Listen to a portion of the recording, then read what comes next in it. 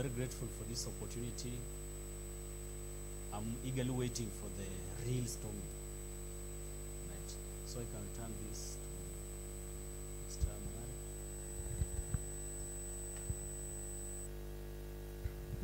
Thank you, Mr. Metaba.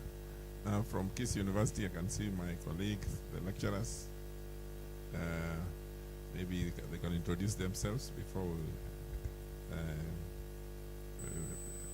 the students go on. So, yeah, good afternoon. Community Development. I'm Dr. Chepkuri Ann, Kisii University, Department of Sociology.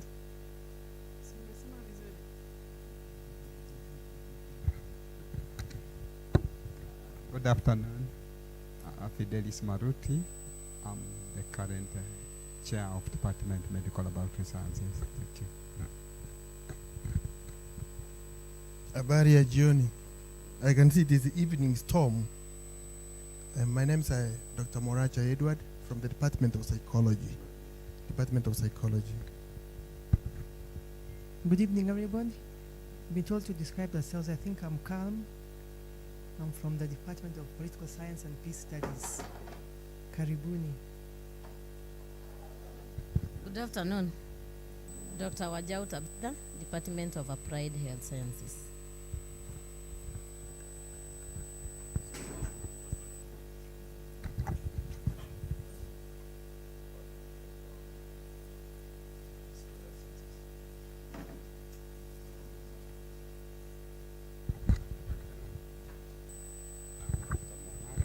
Samuel, I'm a scholar.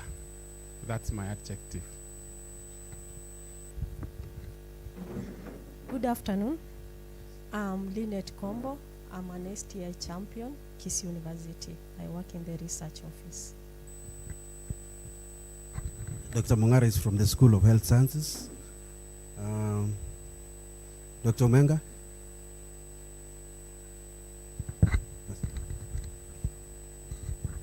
I'm Dr. Langat from Agricultural Sciences. Dr. Omosa Elijah from School of Education. Dr. Ezekiel Omwenga, School of Education. Okay, good evening. My name is Elvis Rem from the School of Education, pursuing Bachelor's Education Science. Good evening. I'm Ochieng Wycliffe Ogola from the School of Pure and Applied Sciences, taking statistics. Good evening. I am Harun Asman Shuaib from School of Health Sciences, pursuing Bachelor's in Pharmacy. I'm Marilyn Boyani, pursuing Medicine and Surgery, School of Health Sciences. I'm Ignatius Mwangangi, Biomedical Sciences, School of Health Sciences. Good afternoon. I'm Shaquin Otieno from School of Arts and Social Sciences. I'm taking Bachelor's in Community Development. I'm a scholar. Good afternoon. I'm Michael Otieno, a third-year student of Kisii University, pursuing Bachelor of Arts in Community Development. I'm a scholar. Good afternoon. I'm Patrick Kimani, student of Arts and Social Sciences, pursuing Community Development. I'm outgoing.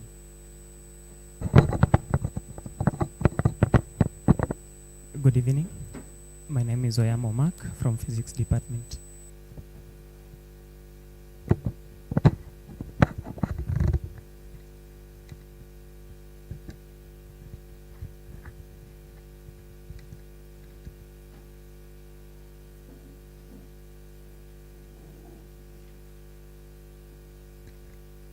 I hope those who are coming in are part of the team.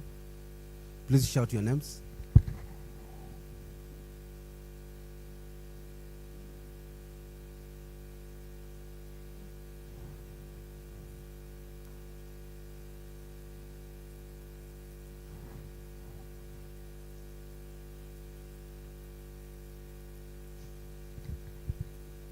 Thank you. And the lady walking in is Dr. Zipora Gichana from School of Agriculture. Dr. Ivan Smecha from School of Arts and Social Sciences. Basically, I'm a linguist.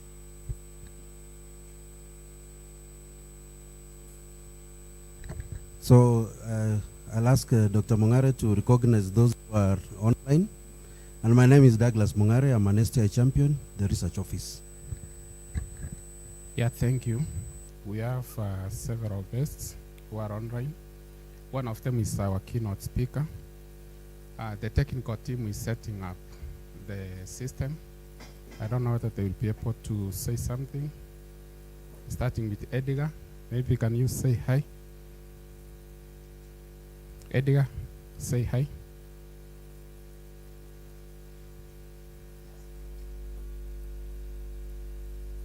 Okay, we have Edgar, and then we have the deputy principal, Kisii National Polytechnic, in charge of administration, Mr. George Nyakoy, and then our keynote guest speaker, Mr. Ken from RISA Fund, which funds innovations. Thank you for now, but they will speak at the right time.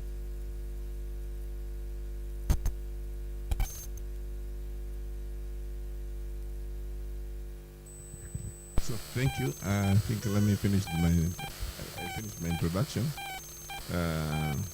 So I welcome you very much to this meeting. All I can say is that it's a very good venture that we are having. We know that research is everything about education institutions. Our two institutions are for education, and our aim is to do research. And after doing research, then you become innovative. And with the help of the technical skills that we get from our teaching, from the Polytechnic, even from Asia, then we will create something for the job market. And so it's not always that you have to be employed, but that's how startups come up, that's how you get employment, that's how you become. Innovation is what is doing the rounds in the world right now. So all I can say is that congratulations for this, Dr. Mongare Wetaba, for this venture, and for me now is to hand over to the registrar, research at Kisii University. Research innovation is part of his mandate. So to give us a word and maybe declare it open. Thank you. Colleagues from Kisii National Polytechnic and colleagues from Kisii University, good afternoon. Thank you so much. Sorry we kept you waiting for some time because of very many other activities. So I want to start by thanking all the organizers, Engineer Etaba, who have been communicating, giving me bouncing appointments every day, but I'm glad that today he is here. My name is Ngacho Christopher. I'm the registrar. In this university, we have two divisions, academic and administration, and we belong to academic division, and we are the section of research, extension, innovation, and resource mobilization.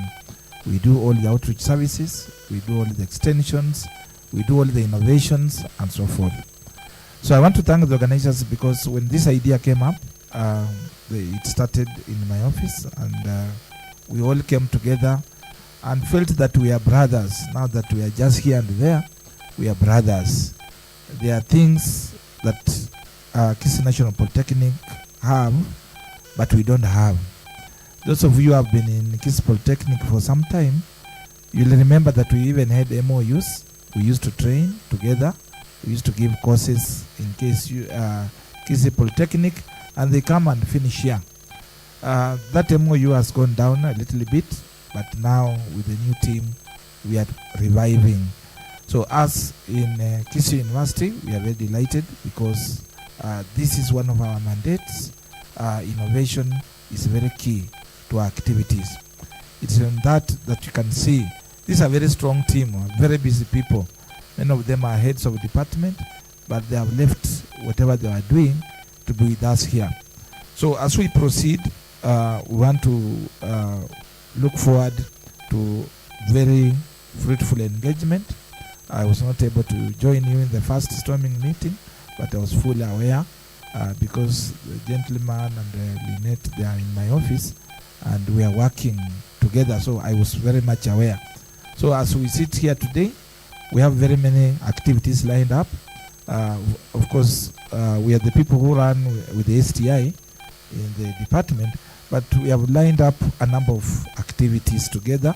The very first one that it must be very soon is the Innovation Week. And this Innovation Week, we want to work together. We want to co-host an Innovation Week between Kisii University and Kisii National Polytechnic. To that end, I want to bring the wishes of my Vice Chancellor, Professor Nathan. He's aware we are here and he's very excited. When we talk about Innovation Week, he becomes very excited. He was challenging us that we are always attending innovations in other institutions. When shall we invite the other institutions to come around? So we want to organize that Innovation Week here, and it will be very successful with your help. Going forward also, the Dean has not told you, we are having a very big meeting here called the summer school. Those of you who are in medical field, the whole world will be here during summer. In Kenya here we don't have summer, so don't wait for summer. There will be no announcement that now we have reached summer. But for them, summer is which month? June. June and July. So the whole world will be here. We shall be running summer school. We shall occupy very many hotels in this town. We shall occupy very many spaces. When we approach you for more spaces, please allow us. On Monday, this next week, we are hosting the Germany Institute, the ones training languages in Germany and linking students to Germany. So we are also welcoming you. We are extending our invitation to all students and even staff. If you want to step in Germany at any point, you come for that training. It's just information, but then you can train on your own. I'm told that in Germany, you can't survive without knowing the language.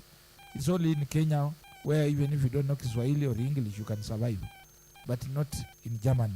So colleagues from Kisii National Polytechnic, please take note that we want to have more and closer relationships as we move forward.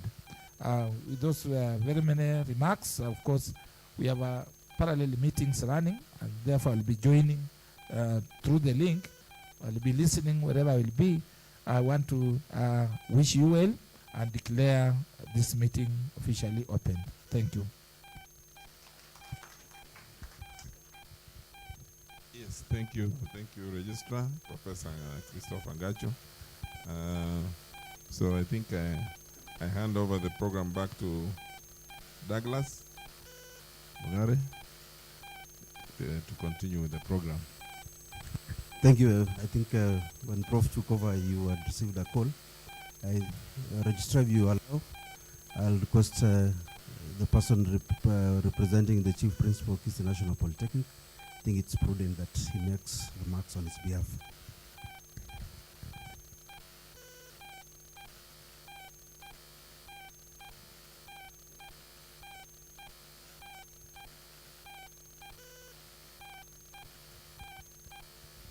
Sorry, let me consult.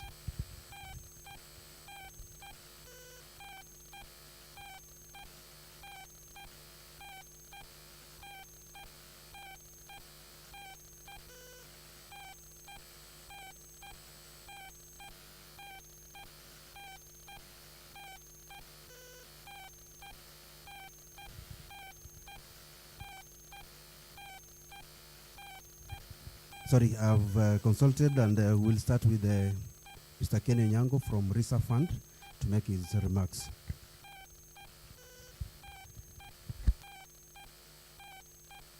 Ken, maybe say a word. You know your time is coming.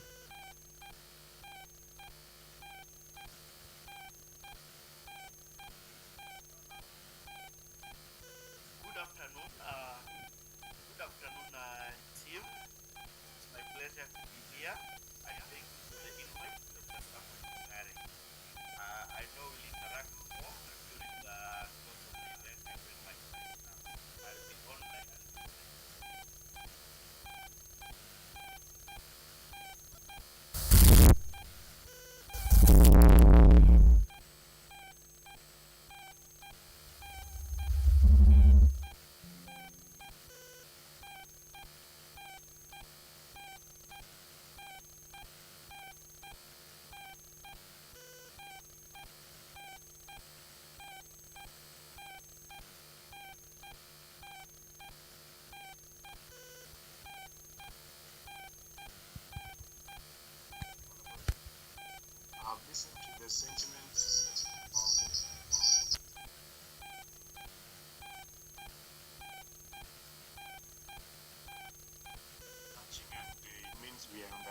introduction. I want to appreciate the fact that we've already had, I think, 2 round tables with Kisii University,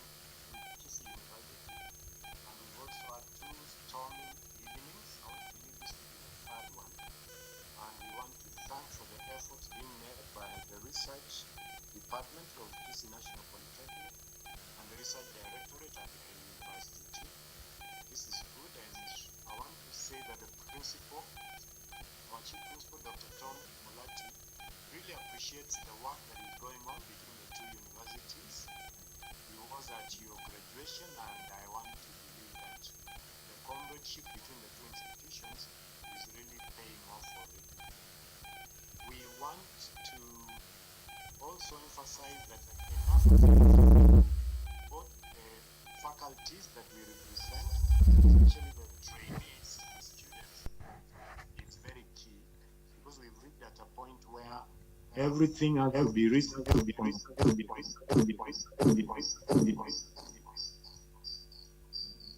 Hello, are you getting me? Yes. Hello? We are getting. Are you? Oh, you're getting me? Yeah. Okay, thank you. So I want to say that we really need enough exposure for the young people and for all of us, because research and commercialization is the way to go for all of us. So let's also keep checking out events, both national and international, whether online or physical, so that we have all of us having a chance to get the exposure that is necessary.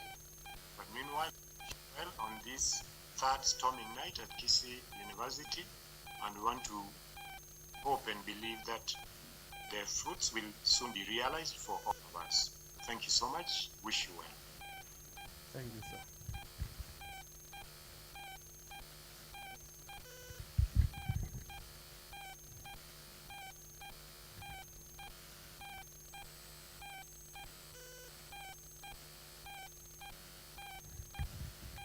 So I've been requested by the technical team that those of you who have logged in, please mute your mics, so as we avoid that disturbance. Thank you for those remarks. I think we can give ourselves a clap for being here, and the salutations and the remarks. 1, 2, Marilyn, tupatie clap. Take it up.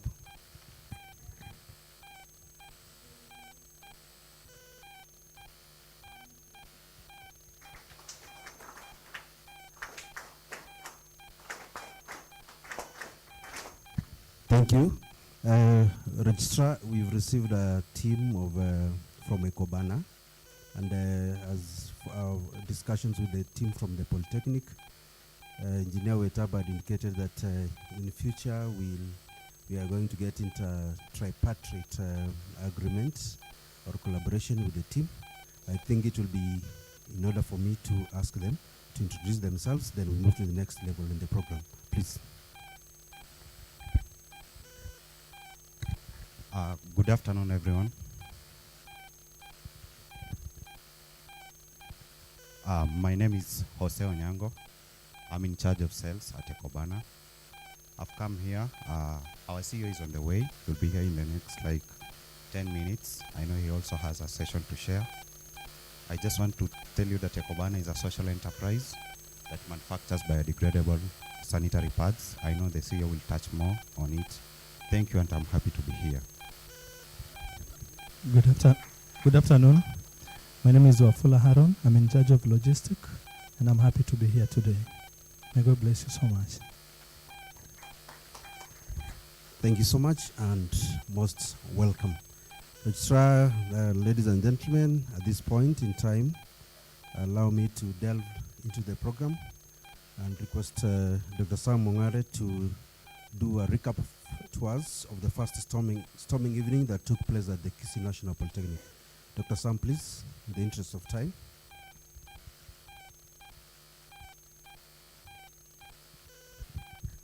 Yeah, thank you.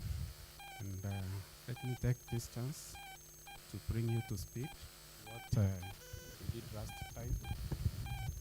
To start with, we did storming And the storming, basically, you storm ideas. You bring research ideas, which can lead to innovation. And then from innovation, you get the product, which can move into the market. And then we realized that for us to do this better, we need to bring multidisciplinary teams together. From our introduction, you realized we have people from health science, applied sciences, the technical field, and so forth. When these people come together and look at a given problem, each will have a different way of solving it. So when this is combined, we get a product. And then besides that, we want to commercialize our research outputs. After I know the technical people, they have so many innovations which are not generating any money. We want to generate money to create employment and also to improve our economy. So that's why the two institutions came together. And this was the first storming evening was in November last year for 2 days. And we had participants from Kisii University, Kisii National Polytechnic. Then we also had Ecobana, which is well represented here, Kenya National Innovation Agency, who joined virtually, and also our team from the research and the extension. We had two main objectives for that. One was to foster creative collaboration between the two institutions, but later on we changed this to 3 institutions. That's why we are talking of a tripartite MOU.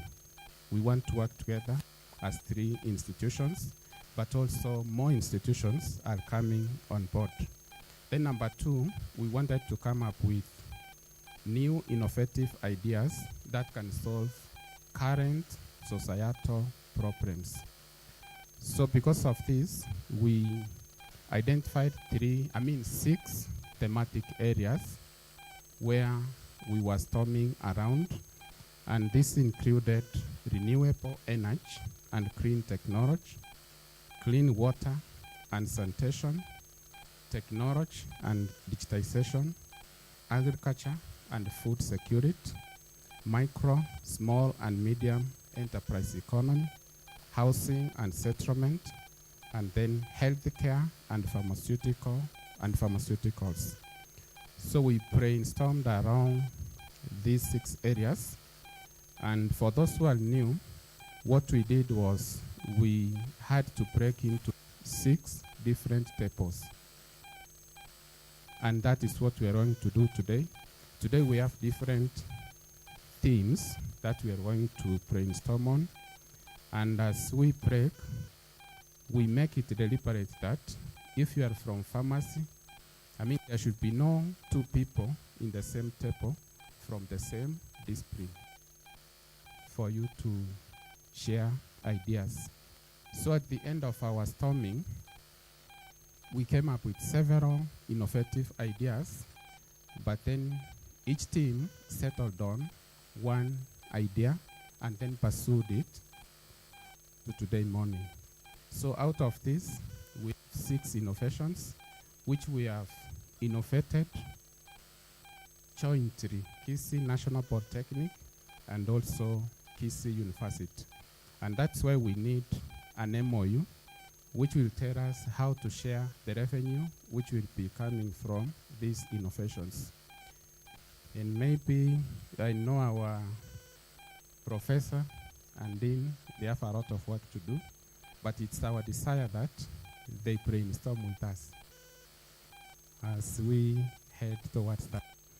So we have a product which we want to showcase, and this, Mongale, if you are around me, that's where I end, and then usher in one of the team which was brainstorming, I don't know on which theme, for them to pitch. Okay, before brainstorming, we passed it through some techniques which enables you to innovate and also to market your product. So marketing for us, we are calling it Jing. So let them come. Maybe Ignatius, can you showcase your product?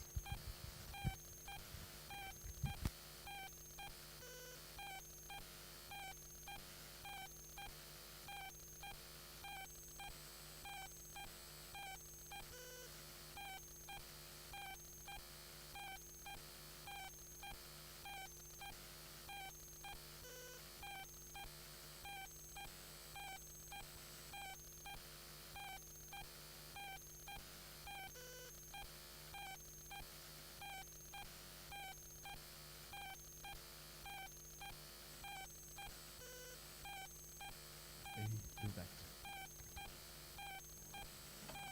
Okay, maybe in the interest of time, because our keynote speaker is about to leave, he's leaving at 3:30. While they are setting, we can give him a few minutes. If Prof. you are Akona.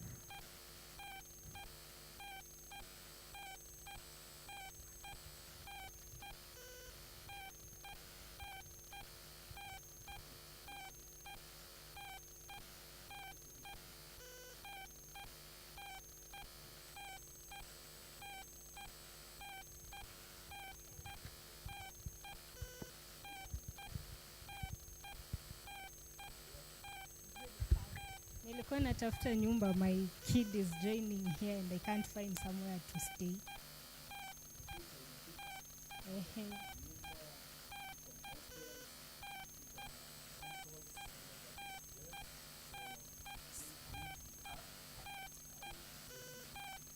Yes. Last time I brought a kid here, there was so much insecurity in the place. How assured am I that they'll be secure in the place that they're going?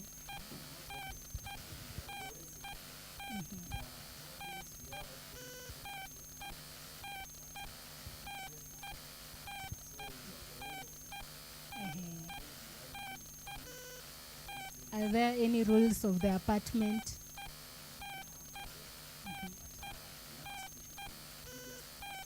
Hapana. Last time walisema Wakamba hawezi ingia kwa ploti fulani. Hapana.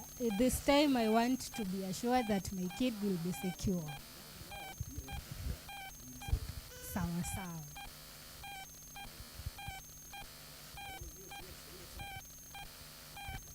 Habari mkubwa. Nimefika Kisii town na naambiwa naweza pata nyumba. Have very nice rooms around, and I can direct you through an app. We have a solution that we've come up with. So karibu kwetu, I'll give you the directions. We will be able to sort you. Even any activity or service that you might require will be offered in our app. Karibu sana. I'll send you the direction shortly. Okay, karibu kwetu app. Thank you.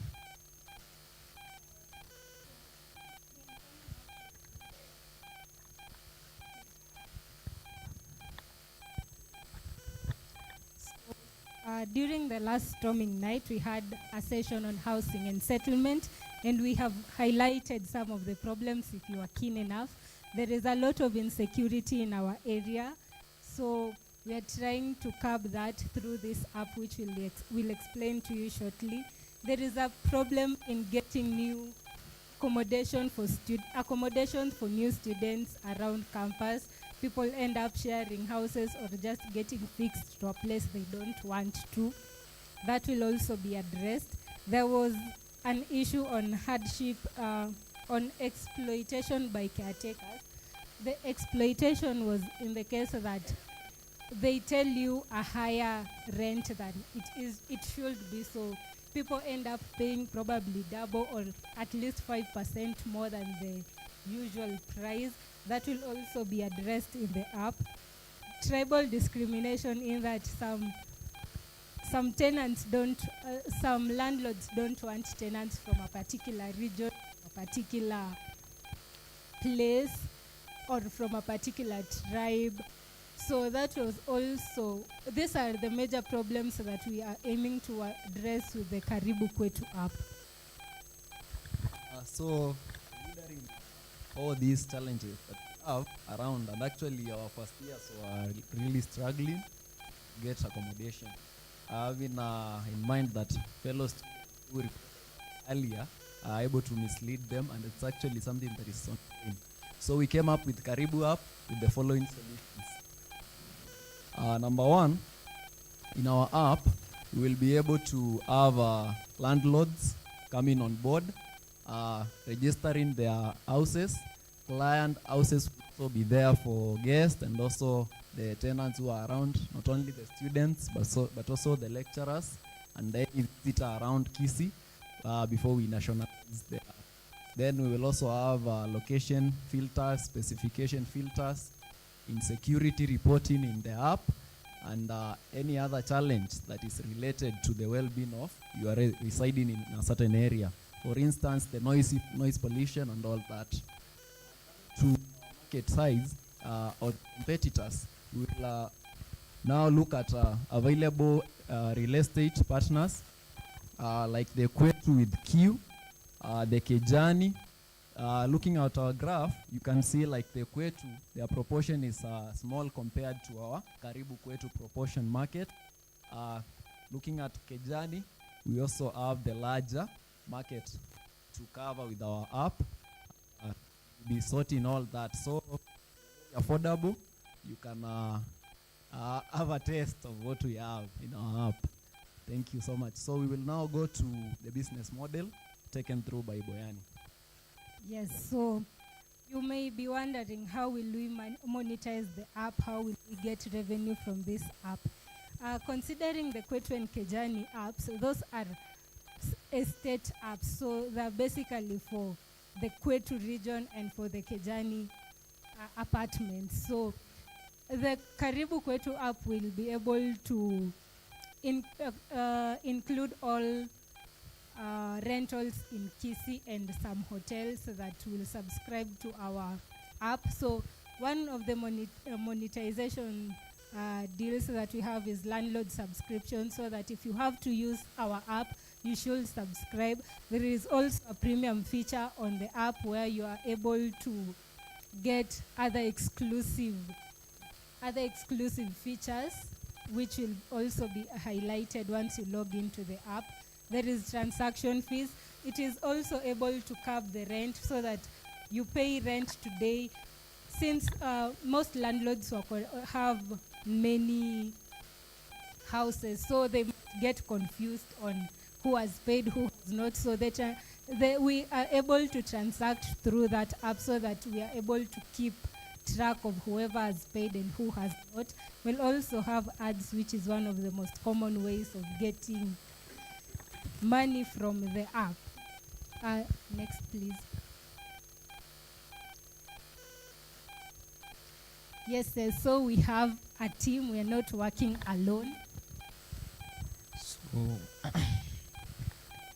in the team, I think, allow me to introduce you to the team which has led to the development of the project. So, the founder, Kelvin Matiko, I think for their respect, they may raise their hands. So, yes, that is Kelvin Matiko, the founder. So, moving downwards, we have Mr. Frederick Wetaba, MD. He may raise his hand and tell us what is MD.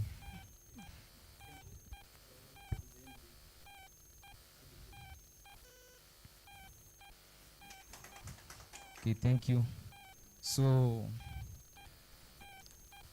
we have the next founder. No, please wait. Yeah,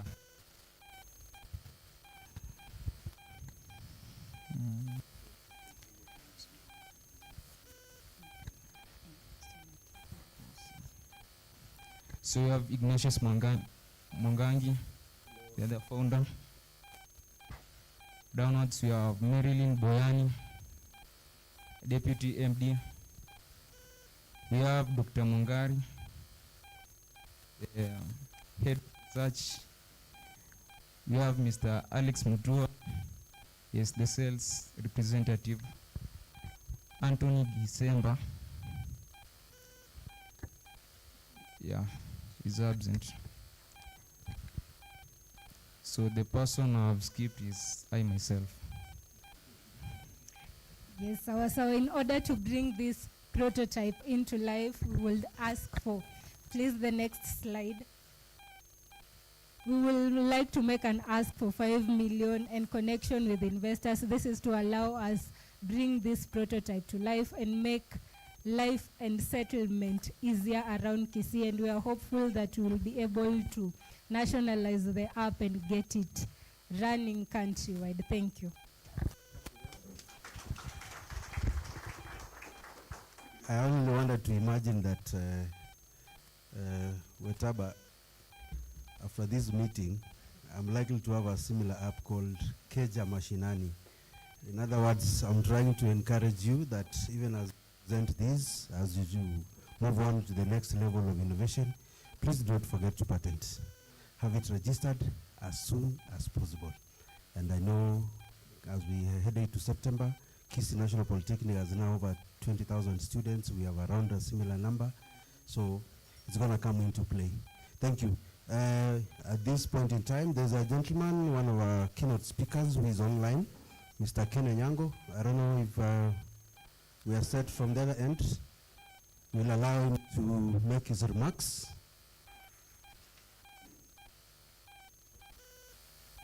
Once you are ready, you will let us know.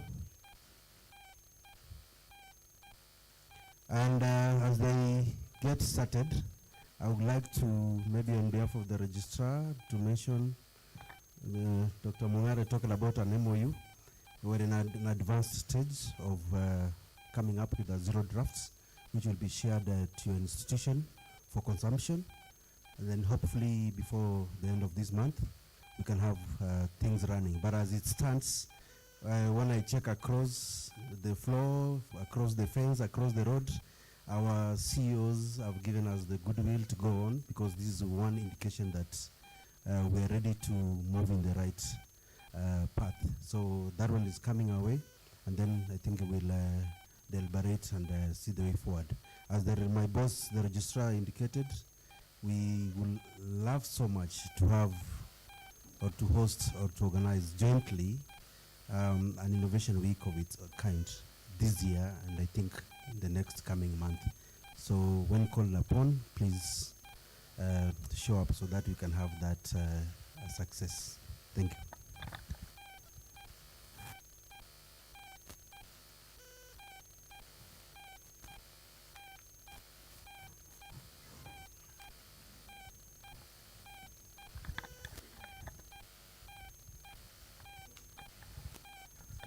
So, Wetaba, maybe you have something to say as we wait. Thank you, Mr. Mungare. My question goes to we want to protect, but we haven't seen your IP policy. Yeah, we want to see, does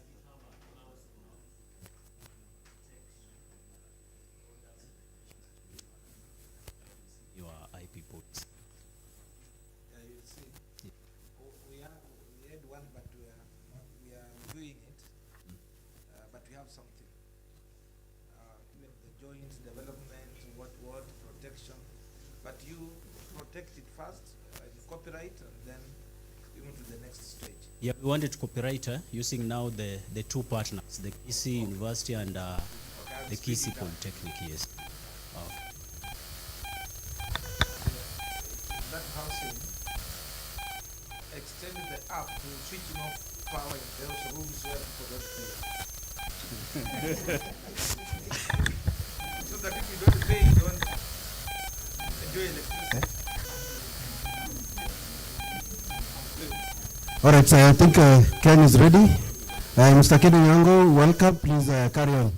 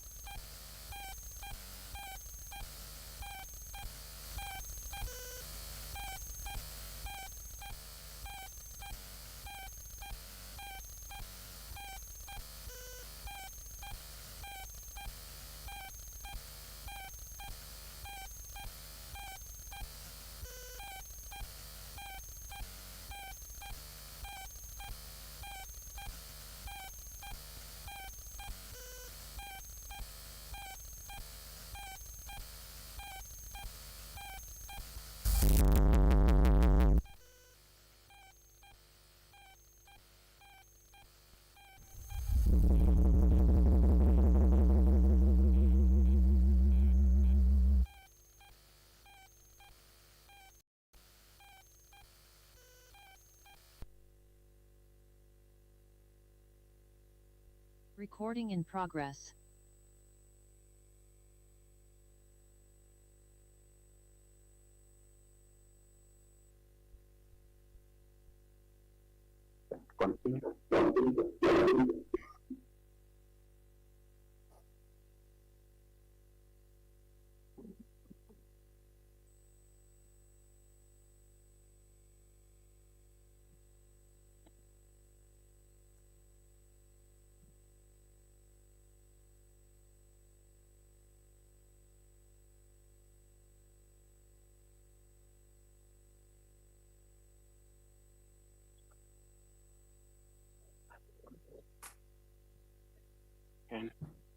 Yes.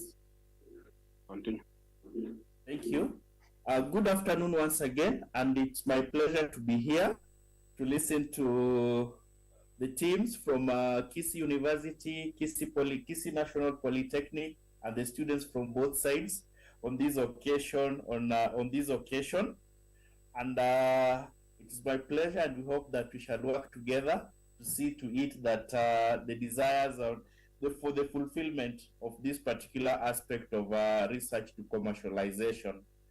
And in my discussion yesterday with Dr. Samuel Mongare, I was to undertake a slide presentation on challenges and opportunities in research and innovation.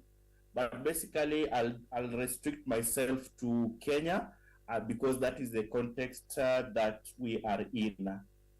I work as Funds Management Associate, and you can get me on LinkedIn for RISA, and RISA means Research and Innovation Systems for Africa, and it is a program funded by the UK government, department known as Foreign, Commonwealth and Development Office, which aims to strengthen and support research and innovation ecosystem in Africa on what you are doing. And it commenced from July 2021, and it is likely to end next year in March. FCDO and UK government is one of the key institutions in the world, actually, that supports higher research and innovation in higher institutions. And higher institutions in Kenya means from TVET, Polytechnic, and even the universities. So we are in the right space, and we are all capable of applying and getting funds from FCDO funded organizations within the Kenya and within the region that are supporting research and innovation. And within RISA Fund is that it has two separate programs. One is strengthening research institutions in Africa, for example, for the institutions that have research institutions, and even for those that are interested in starting. And then we also have Africa Technology and Innovation Partnership, and that one is for technology transfer. For example, in food security, in fintech, in communication, security sector, and so forth. So we are presently funding 26 awardees, and out of these 26 awardees, they are spread in Kenya, Nigeria, Rwanda, Ethiopia, together with South Africa, and even Ethiopia. And then out of these 11 or 26 awardees, about 11 are institutions of higher learning, that is universities. And also we have 3 awardees that are based in Kenya and Ghana, that is Victoria Solutions Limited, and Mawazo based in Kenya, and another one called Heritas in Ghana, that work with the institutions of higher education to promote and strengthen research and commercialization. And when I say that they are working closely with higher education institutions, is that they work with academic staff, they work with academic, administrative, and even with students. And the students here are even the ones at undergraduate level, not those who are doing their master. So they work with all categories of students. And then in terms of In terms of introduction, research, and innovation, as the registrar had said, is that it is critical to driving economic growth and addressing social challenges and improving global competitiveness of Kenya. So whatever that you are doing, view it as not just that you are able to apply it within Kisii County, but also view it as something that should be scalable within other parts. Kenya has 47 counties. So let it be able to be spread within the other 46 counties. Within the region, Kisii is not far from Sirare border. And again, that means that you are nearer to Tanzania, that is within the East Africa community and also going global. And that is why there is a student here who was talking, or a presenter who was asking about the IP, intellectual property.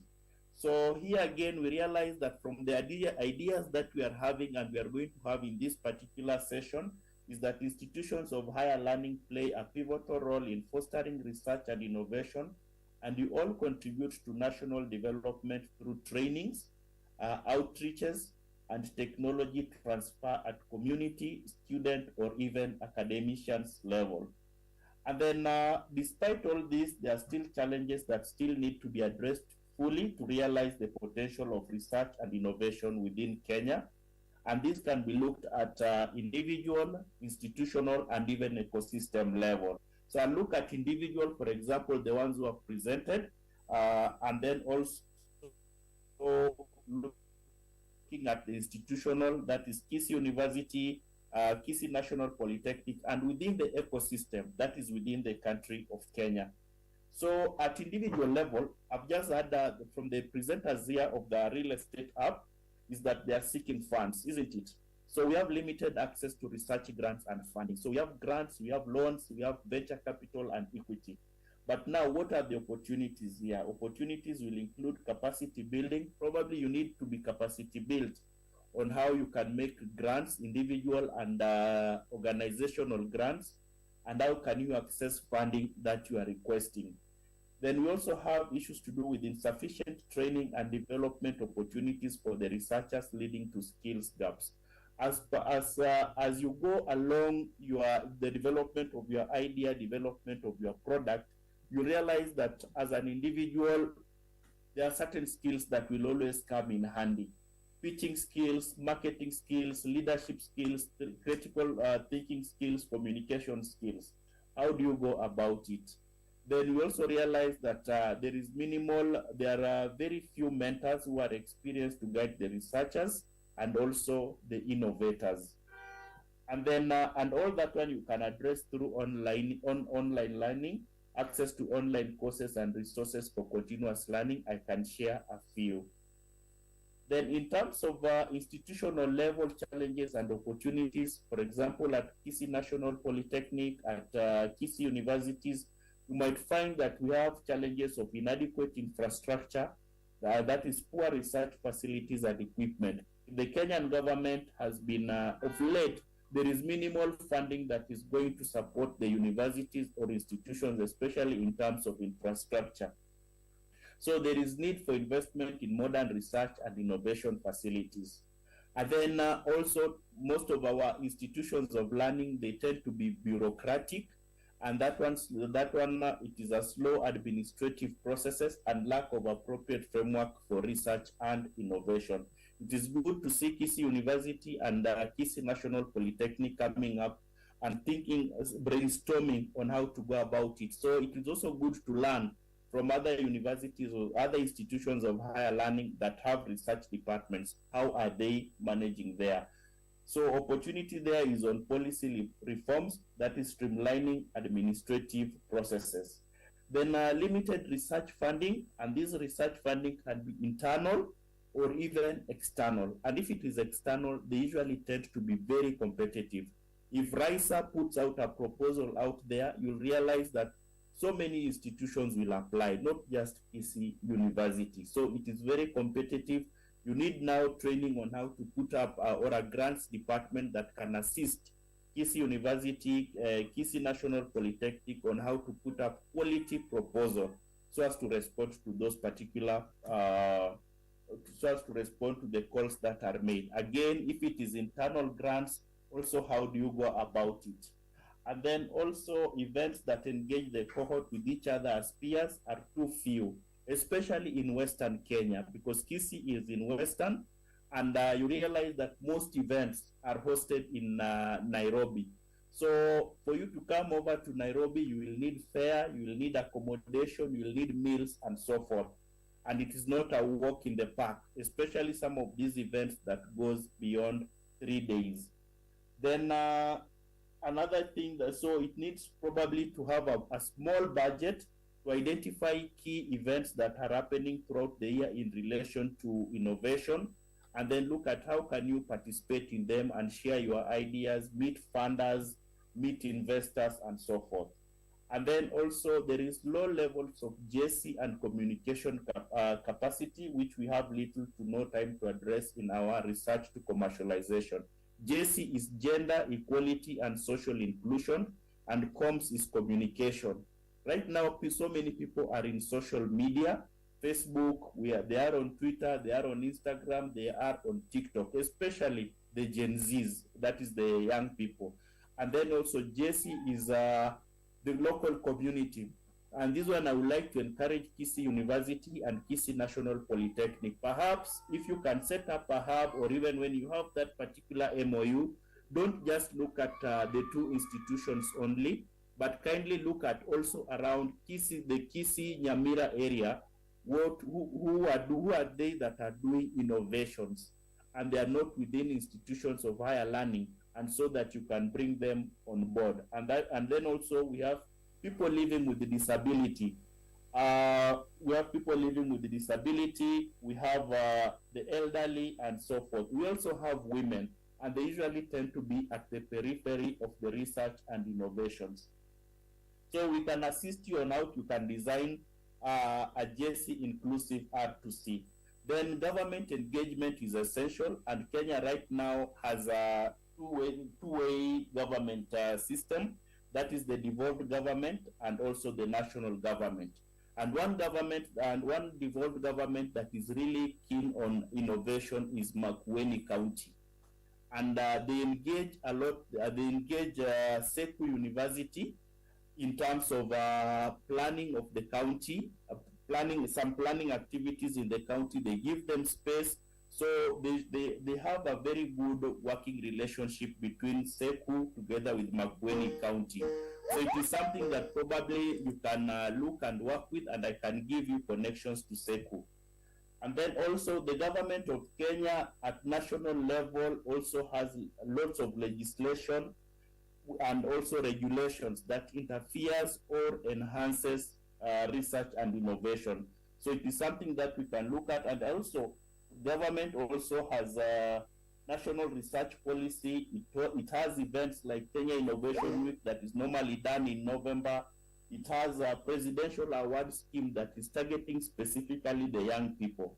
So, and it also has Kenya National Innovation Agency. And we, as RISA, we've been trying to work on the national research policy, a standardized one, so that it can be applicable to all institutions. So get in touch, and definitely we will be keeping in touch on that.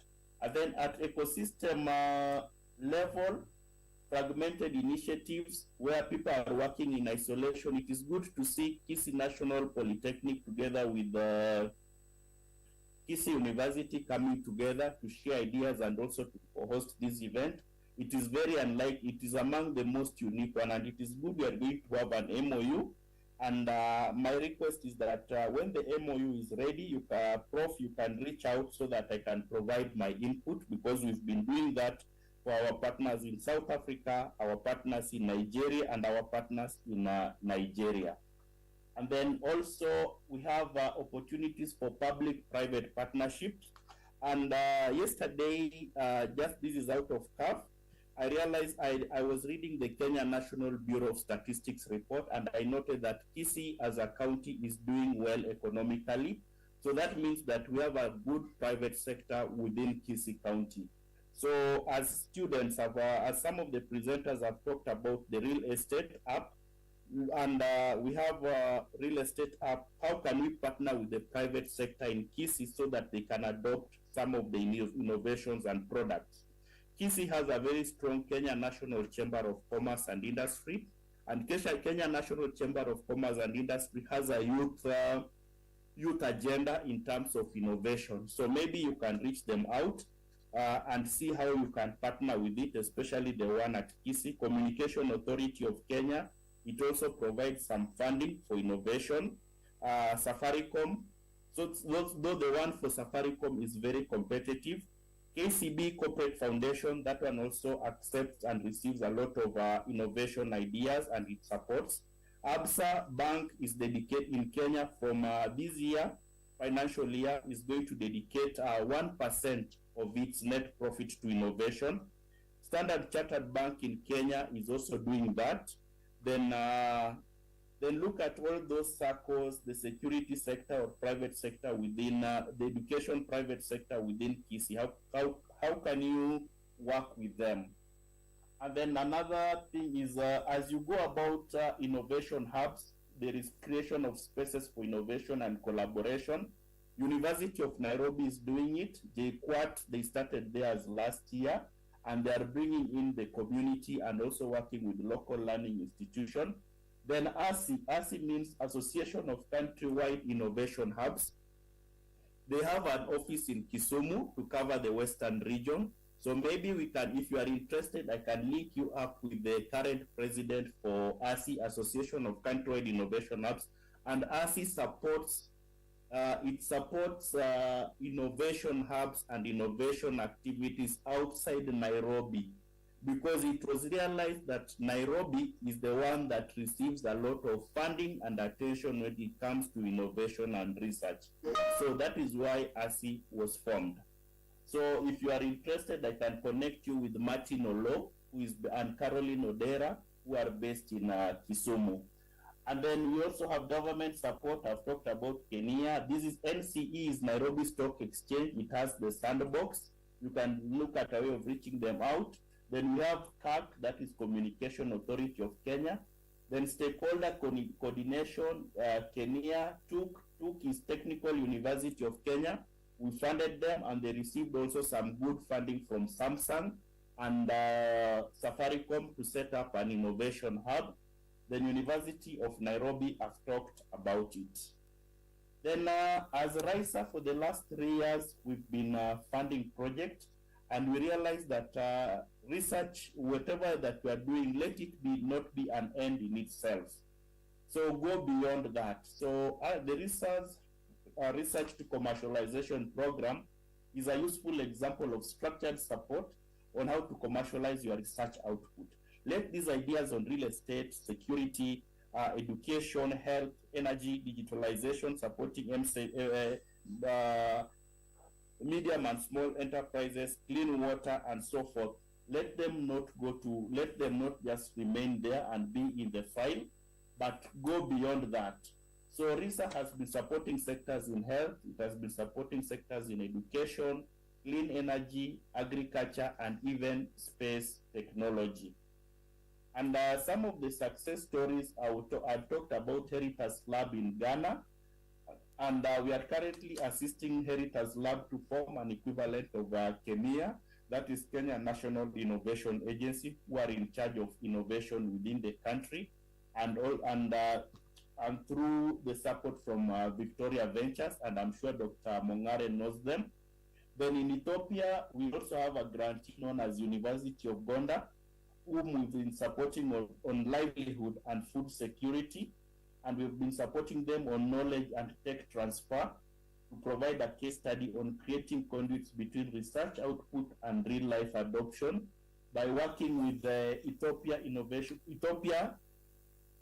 Agricultural Institute. The Ethiopia Agricultural Institute is equivalent to CALRO, that is Kenya Agricultural and Livestock Organization.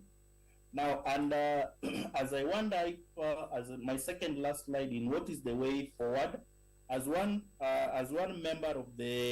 participant had asked, he asked about the IP process of Kisii University. It is very, very important that the products and the ideas that we have, they are protected. So there is need to have an intellectual property unit to check on that. And then also there is also need to assist the students on issues to do with technology transfer, advisory services, and funding and resource support. And funding and resource support, it can be generated from the university, it can be generated from the product. For example, this product of real estate, you can agree with the university if it is hosting them. If it is hosting it, what percentage can the university get, and what percentage can the organization or can the startup get? So maybe if it is 10%, like I know Kenyatta University does 10%, and then the student gets the other 90%. Because if you get it, if the university takes 30% of the revenue, then the students will really get discouraged. But for KU, I know they take 10% because we worked with them before. So you need to build relationship with industry partners, and here I've talked about the Kenya National Chamber of Commerce and Industry, Kisii branch, KCB Corporate Foundation, ABSA, Standard Chartered, the real estate firms and landlords in Kisii, the security sector in Kisii, and so forth. So establish strong connections with the industry stakeholders to facilitate tech transfer and commercialization. A need for a clear IP policy, intellectual property policy, and you create and maintain a comprehensive IP policy to guide researchers and ensure consistent IP management. Issues to do with the license processing, patent portfolio analysis, and then also invest in digital infrastructure, and then also help in transitioning research into the market. Let it not just stop there. How do you go into the market? So in summary, as I wind up, at individual level, researchers and even the innovators will face challenges such as limited funding, skill gaps, mentorship shortages, but you have opportunities through capacity building programs, international collaborations, and online resources. And we can assist you as RISA or even myself at an individual level on how you can address that. And also we have so many donors, and we also have so many private sector funders who can assist on that, even at institutional level. Then at ecosystem level, that one is now at the government level, because it is either by fragmented initiatives, limited private sector engagement, and policy gaps, public-private, which will need a lot of advocacy. So here you can address it through public-private partnership, having an innovation hub, and government support that offer promising prospects. And government support, note that we also have the National Research Fund, NRF. So they also occasionally call for proposals on regular basis. And then we have case studies that have shared for University of Gonda, and we also have another partner known as University of Ghana Business School, together with the Technical University of Kenya. They have been demonstrating potential for impactful research and innovation, especially targeting the local community who are in agriculture. And Kisii is an agricultural area. Then the need for IP and tech transfer offices. And then also, as you do international collaboration, as a RISA, we can enable you to partner with the universities in Ghana, universities in Nigeria, universities in Rwanda, South Africa, in Ethiopia on some of the global, and even UK on some of the global best practices in relation to R2C. Thank you.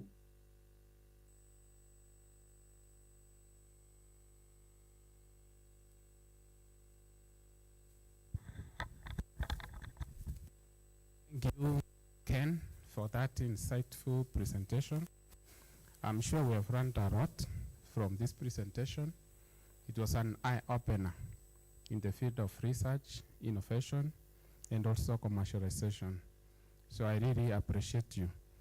At this time, maybe if there is any question from the audience, maybe 2 or 3 for Ken, before we let him go. Anybody? Yeah. For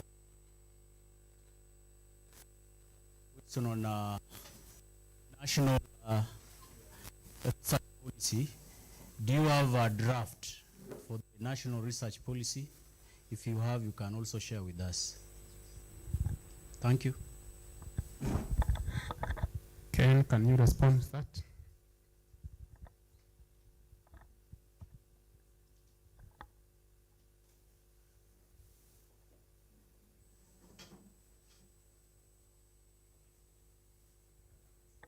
Ken, unmute.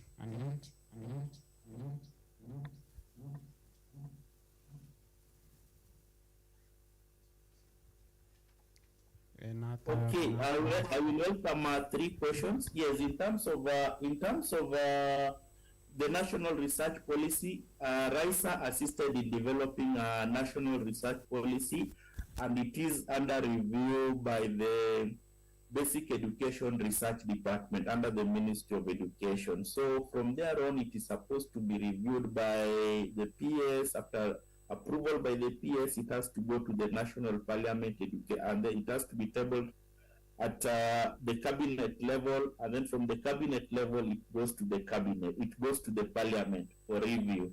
If Parliament passes it, now it becomes an act. So it is still a long process, and we only had a timeline of 1 year, but we did it. So it was to guide the national research policy for the whole country. If I will be allowed to share it, I will come back to you. So Dr. Mongare, I note that. Thank you, Ken. So check with Dr. Mongare next week, same time like this. I will have given him feedback. Thank you. Any other 2 questions? Okay, Ken, that's enough. I think participants are satisfied. And okay, if there are none, Dr. Mongare has my presentation. If you need help on preparation for the grants development or even grants manual or funds management, if you need help on developing your projects and developing your R2C so that it can be JC compliant, inclusive of community, inclusive of gender, and then also sustainability of the hub, issues to do with partnership and collaboration, kindly reach out. Thank you. Yeah, thank you. We can appreciate that. Yeah, thank you, Ken. We can now allow you to leave. I know you have a tight schedule. We appreciate your presence and your time. There is a guest who joined us, and is a serious innovator. He's also a CEO to an extent that I cannot be able to invite him. Let me ask my namesake to welcome him.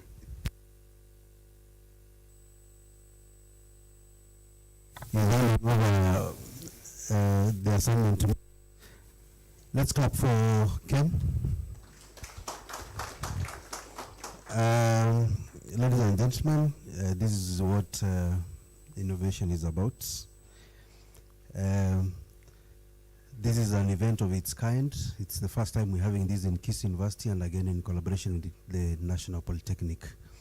At this point in time, I would like to invite the next speaker, who has succeeded in his own rights in terms of innovation, startups, grant writing, seeking funds, protecting innovations, marketing the innovation, and of course, making the idea a success story.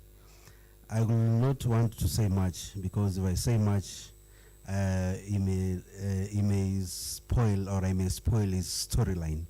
But I know Mr. Lennox, the CEO of Ecobana, is a good speaker. If given a chance, he can speak to us until Friday. So at this point in time, put your hands together as you welcome Mr. Lennox, the CEO of Ecobana. And I wanted to give him 10 minutes. I'll give him 15 minutes to share with us, and of course, be a point of encouragement to those of us who are becoming innovators. So, zile za nyayo, 1, 2, 3, karibu, Mr. Lennox. so much. Let me start by saying I'm a very terrible speaker. It's really nice to come back. The first time I came, we had then Wafula is making sure that when we supply products, it reaches everybody. So he's in charge of logistics at, you can wave. Good stuff. Good stuff. So I want to talk about or shed light mostly on more on the journey of innovation, and also maybe I've picked a couple of things from the last presenter. He has mentioned about the National Chamber of Commerce and Industries in Kisii. And also he's mentioned a couple of grant organizations that help university students with innovative ideas to turn that idea into a business, and slowly by building it up to a level where we'd like to see it. So I'll wait for a few slides from Alex. Yeah, okay.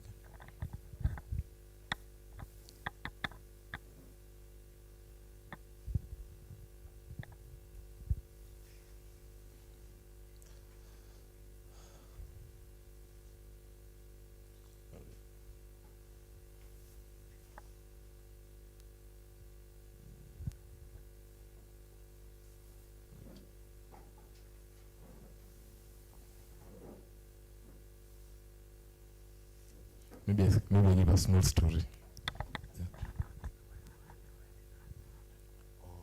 Okay, good stuff. Yes. So I'd like to introduce myself again. I mean, I'm being introduced and I'm here. So my name is Lennox Omondi. I'm a social entrepreneur. I have founded 2 companies. One of them have failed. One of them is, people say it's successful, but I tell them that is not where I want to see it. So I've founded 2 companies. One is Ecobana Limited, which is situated here in Kisii County. So at Ecobana Limited, what we do is we manufacture right-sized, cost-effective, and hygienic sanitary towels using banana fibers. So we repurpose banana pseudostems to make biodegradable sanitary towels, and also other byproducts like mats, carpets, I'm trying to see something else. Mats, carpets, biodegradable human hair for the ladies, yes, and table mats specifically. So, and the company I founded that ended was called The Rising Hope. It died in 2021, but it gave rise to Ecobana Limited. So I started Ecobana back when I was still in the university in 2020, during COVID period. And by the time COVID ended and the schools resumed, I'd already written a proposal on how I want to solve the problem of period poverty.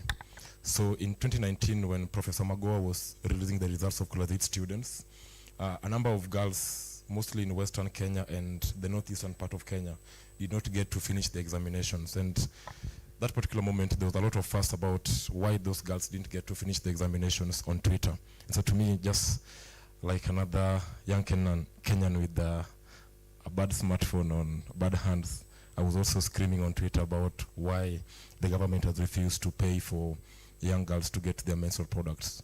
But again, the research that I was doing was based on just Googling stuff. You see somebody post that 65% of the Kenyan girls and women don't have access to menstrual product. So myself, I say, okay, let me confirm if it's true. So by just confirming and getting interested to know more about why this number or why this percentage exists, and yet we have over 100 organizations that want to solve period poverty, and yet the problem still grows up to 69% right now in Kenya. 69% of Kenyan girls and women don't have access to menstrual products. So I said to myself, maybe let me learn more about the particular problem. Then I started to know more about period poverty. The only knowledge I think I had about pads was, or anything related to menstrual hygiene, was way back in class 6 when we were being taught about the menstrual cycle. And I don't know if it's only me. The only thing I got from that class was just how to count the safer days. And the rest disappeared. So I didn't have much knowledge about that. So I wanted to know more about what is it about the menstrual cycle or the menstrual hygiene that makes it a huge topic and people talk about it globally. Then I think that formed my innovation journey. So I joined a couple of clubs.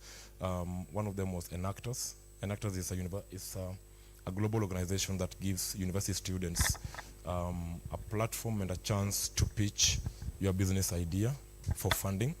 So there's turns into pitching. You pitch in Kenya, then you pitch, you represent the country to the Enactors World Cup. So we didn't make it to the Enactors World Cup. I was still by myself that particular moment. So the next time we went to Enactors again, I had a team, 3 of my friends whom we were doing the same course with, Dula Shilton, who is our current Chief Financial Officer, Kylie, who is now the Operations Officer, and Brian, who is a Communication Officer right now. So I told them there's this thing called Enactors, and chances are we might get, if we pitch well, if we know how to pitch well, we'll get a chance to leave the country and take a flight and go to JKIA, and so we were very happy, excited. What really fueled us that moment was just being able to get on a flight and go and represent the country and just enjoy. There's a couple of stipends that was, when you fill an application, you are being told what to expect. You are being told if you fill in and you get selected, 18 to 30 years old, you'll get a stipend, you'll get a fully funded air ticket. So that fueled our main motivation of why we were being part of that particular competition. But then we didn't go again the second time. I had a team. The first time they said, you cannot pitch a solution that is potentially poised to solve a global problem and you want to do it alone, one person. So you have to have a team of people who can help you to do it. So I went back again, formed a team. We went back again with that team, and now we failed again. So we said, these people don't like us at all. I think we were very terrified, and not terrified, but we were very angry with each other.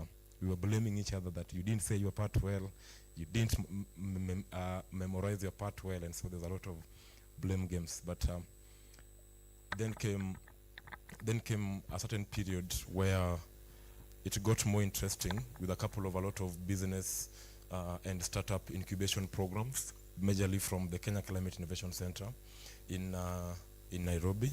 There's also one here in Kisii, in Kirdi, just down here, down at the campus.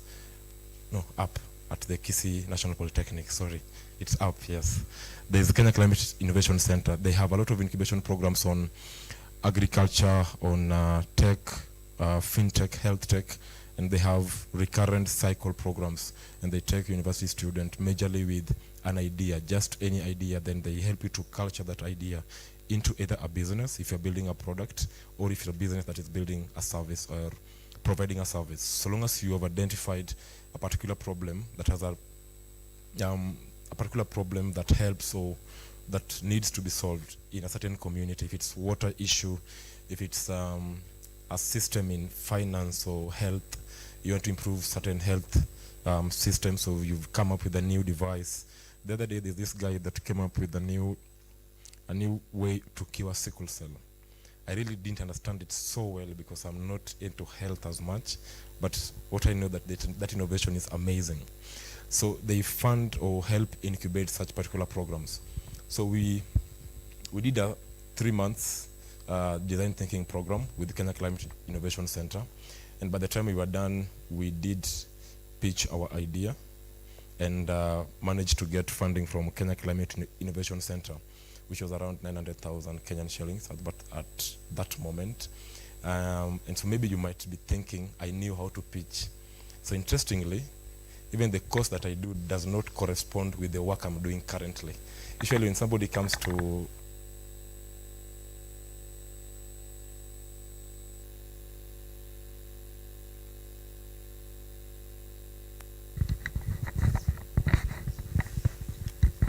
Yes. So interestingly, if somebody comes to our facility and asks, which course did you guys do? I tell them, take a guess. They mention big names, mechanical engineering, I don't know what. I didn't even do any of those. So when I went to campus, I was motivated to do journalism by Larry Madowo. Like I was seriously motivated. that particular period, I was very motivated to do journalism, like very motivated. If somebody would ask me, what do you want to do? What are you doing? You'd find me reading magazines, writing articles just for fun. I'm writing stuff. I just write things. I really liked doing features or doing, like, representing the voices of people who can't represent themselves through media. But then it came a point where I now transitioned fully to business and entrepreneurship. So I had to learn how to pitch, how to make a slide, how to make a business proposal, how to write a grant proposal, and also how to be able to present an idea in under 4 minutes. Because in 2022, after we had received the first grant, we got first machinery, first machines that we got, and we proved the concept with those machines. Because there's no any other way I could do it to prove the concept, apart from just having a well-written proposal on paper with pictures of me cutting banana pseudostems in Limuru and just saying them. I can turn that picture that you're seeing, the banana stem, into a sanitary pad which is biodegradable. And nobody would believe it. Even myself, I didn't believe it. I just knew it can work. The level of belief that I had for turning that particular plant or the pseudostem of a banana into a biodegradable final product was, I don't know, I think most people don't talk about, like, do you believe in what you're doing to work, or you're just doing it with faith that you know this is going to work? So I think myself, it was just faith, a leap of faith that this can work. And I tried to do it more daily, and at the end of the day, it did work. So we got funding, and I managed to buy locally fabricated machines in Nairobi, and then we proved the concept with my team. Then came HALT Prize. Good. Now I can wrap up the story. Then came out HALT Prize in 2022. So my COO, Kylie, got an email from HALT Prize.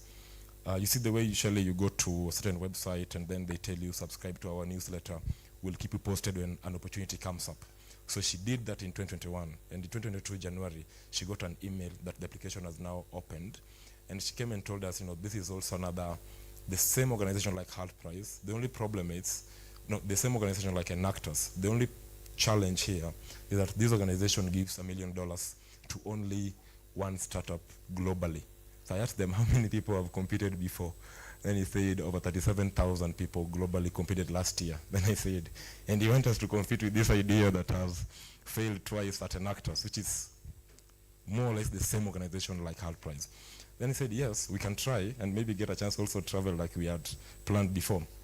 Then we entered the competition, filed, wrote the proposal, they accepted the proposal, and then we had now steps into the competition. You compete at your campus, then you go to the other campuses, which is the regionals, you compete around teams in Nairobi again, then the Global Accelerator program, then the finals. So we went through the program and through the competition, starts in January and ends in September. So when we went to New York, we pitched the idea for 4 minutes, and we had a 4-minute Q&A, and we were able to secure funding of $1 million by that particular 4-minute pitch that we made. So yes, that is how Ecobana got to be formed. Then we came back that Christmas of 2022. We didn't go for Christmas. That is when we came to Kisii for the first time. So 2 of my co-founders went to Meru, because we mapped out few counties, and we were thinking that Meru has a potential to compete Kisii in terms of labor, land acquisition, in terms of getting like bananas as well as the raw material. But when we came here, it was very funny. This place is different. If it's your first time coming to Kisii, after reading things on social media, you'll be shocked. You'll be, ama watu wanadanganya. Because the idea of coming to Kisii, nobody liked it at all. So we were like, let's go first, do a study and see if it's market fit for us to set up in that particular area. But it turned out to be one of the best places that we have set up, because now we have a lot of opportunities in this county. It has, I think Kisii is the 3rd youngest county in terms of population, because it has the age group of around people from, if you start to think 15 years to 24, is huge. I think thanks to Kisii University. I was told Kisii University admits over 20,000 students. Ama it's a lie? Walinidanganya? Yeah, like it has a lot of, ni uongo? I don't know. Somebody told me the campus have a lot of students up to that number, around 20. Total. Yeah, yes. The total number is up to 20,000. That is huge. My university, you around 5,000 of us there in St. Paul's. So this is huge. Yeah. Then we did meet with the county officials. The governor gave us a piece of land in Kirdi, still up here. And we did not set up there. We started there but left again and went to Nyangena, where we have built now our manufacturing facility, and we have upgraded our machinery. We have a team of staff, Jose and the others, 24 of them, 24 of us. We have a machinery that has a capacity to produce 200 pieces of parts in a minute. So in a day, we have a production capacity of 80,000 pieces of parts, and we package 10,000 of this. Yeah. So in a day, we are able to package 10,000 of this, and we are able to make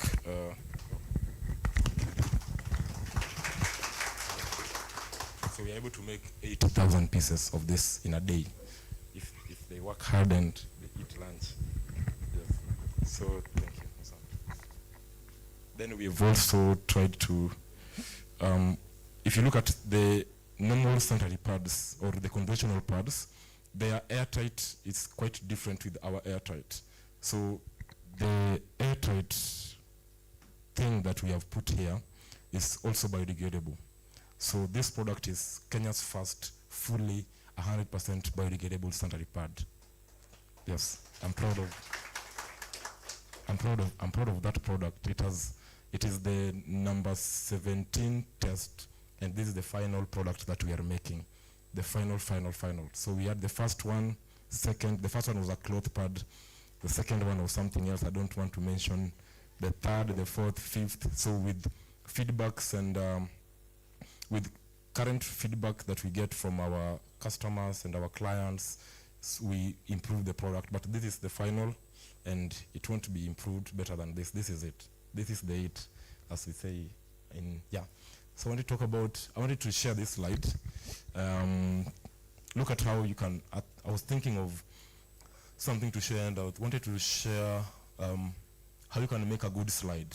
There's a lot of things that you can put on a slide that can matter, and the things that you need to put on the slide, but you can't put them with the intention of you wait for the judge to ask you so that you can answer them, but it's not on the slide. But then there are things that have to be on the slide for the judges to see, or for example, if you're pitching for funding. If the funding is guaranteed, because you can pitch in 3 different ways. You can pitch for funding that you're getting right after that particular event. The check is being written there. Once the event is over, they will parade number 1, 2, and 3 with huge checks.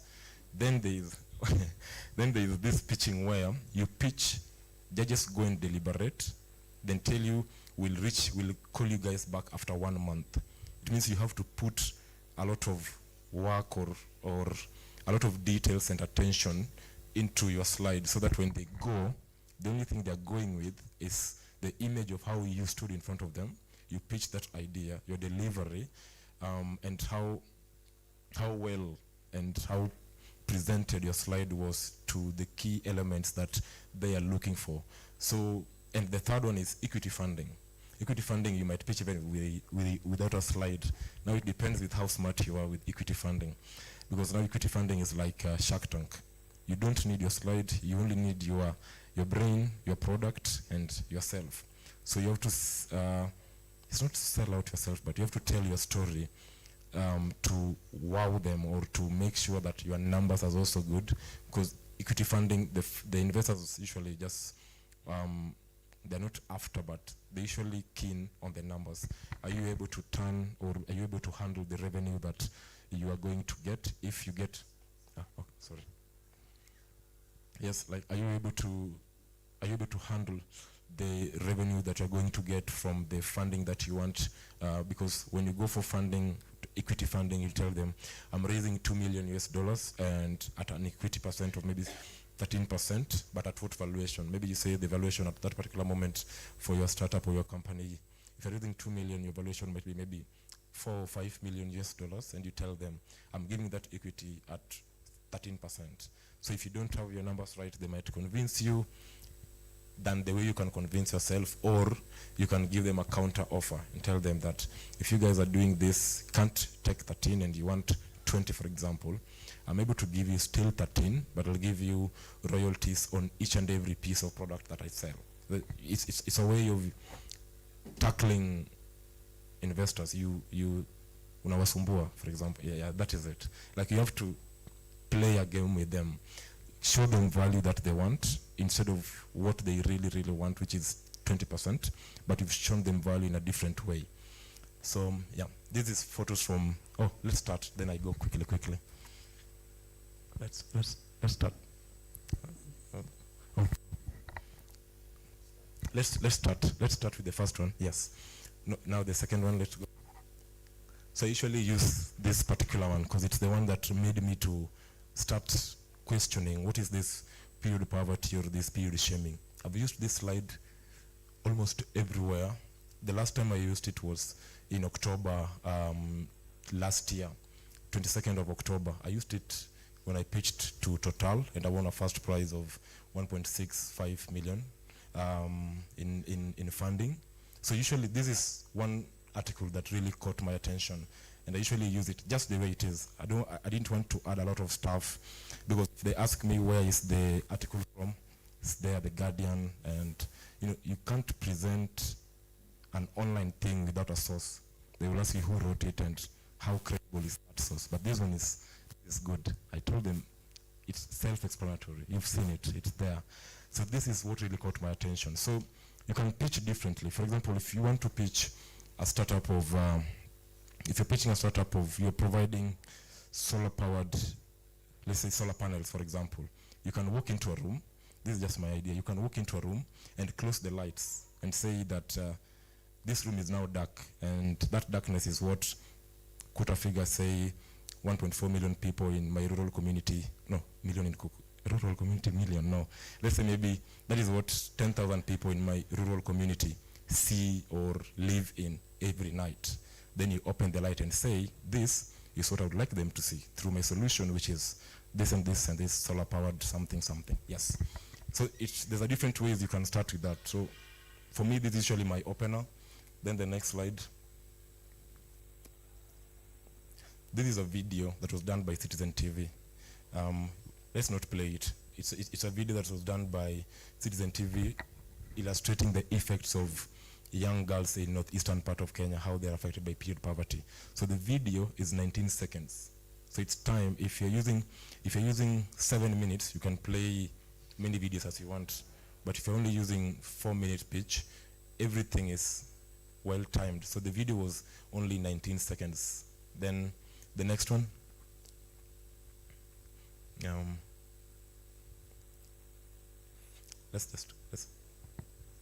So the next one is now the problem. What I was doing initially with both the video and the story from The Guardian was keeping everybody in the room to know exactly what I want to talk about. I have to, not everybody will understand period poverty. Myself, I only understood the safe days of girls when they are in menstrual cycle. So I have to bring everybody's attention to one place. Tell them that in the next few slides that I'm about to show you, this is what I'm going to tackle. Then the problem statement, you can choose how to put it. So I usually use this photo to represent also the problem statement. Next. Next again, this is another video, but it's just to spice things up. Next.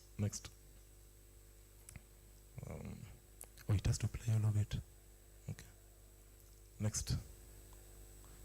Okay. I think it's, no, yes. So you can also go into more statistics and provide more statistics if the idea or the problem you're addressing has a lot of weight, and you can address it by continuing to give more what can I call it, more prospect into it and say this number of girls do this have this effects. Next.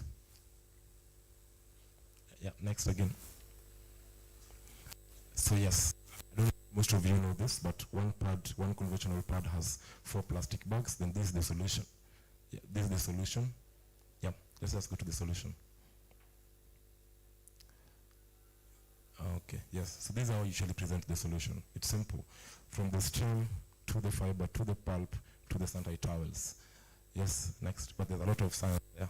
Now this is it in illustration, very wide production process. Next. Yes, this is the product. So this lady is the one that is, she's an alumni here actually. She did graduate last, we celebrated her when we were having the staff luncheon for closing the year in 2024. She graduated the same day we were having the staff luncheon. So we had her parents, her family coming to the facility also. She's the head of packaging staff. Next. Yes, the competitive advantage, talk about what makes you different, what sets you apart. Then next, the value proposition. If you're selling a product or a service, you have to say why you have the highest or you have the best value proposition as opposed to somebody who's doing the same thing as you. Next. Yes, you can talk about this in a different way. Our impact is usually being illustrated in numbers, but I didn't want to put numbers here at the impact slide. Instead, I did put numbers at the traction slide. So I talked about our impact in 3 different ways: socially, environmentally, and economically. Next. Yes, so this is our traction, which is, some people call it impact as well, but for me, doing it as traction is much more better than doing it as an impact. So this is some of our traction since our inception, partnerships we've gotten, acknowledgements, staff, and yes. Next. This is our facility. If you've not been there, this is it. Yeah. Next. This is a video. Yes. It's here in Nyangena.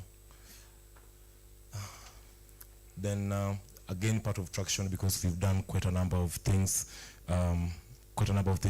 since our inception. So reach and farmers we're working with, our machinery commitment that I made in CGI last year in New York. Then the market, you have to talk about how you're going to sell the product or the service. Next. So this is our business model. It's quite simple, not complicated.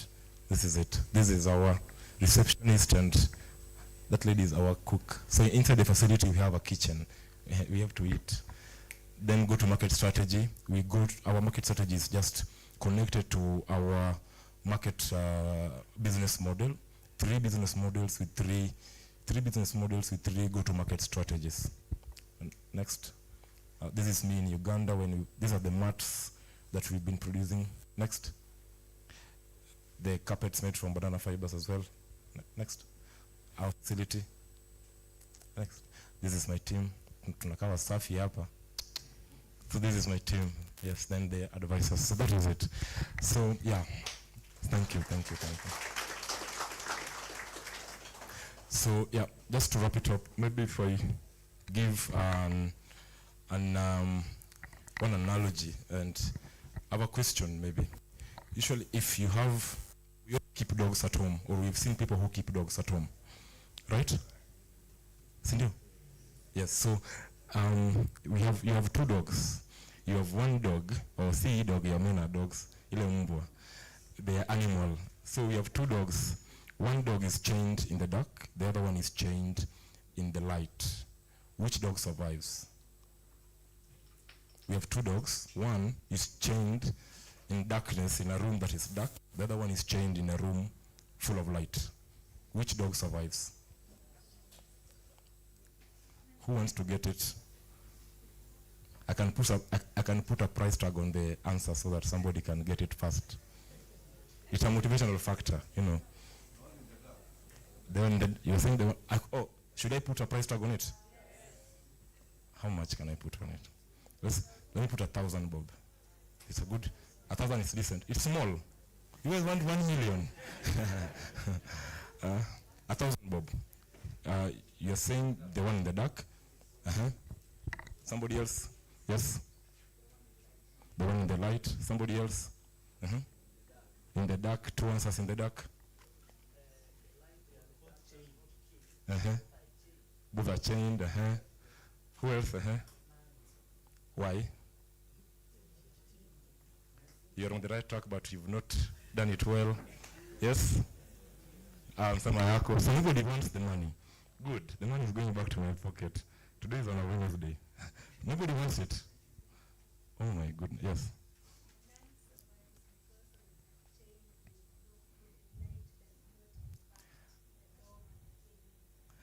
I would have given you the prize, but you have got the answer middle after kuharibu.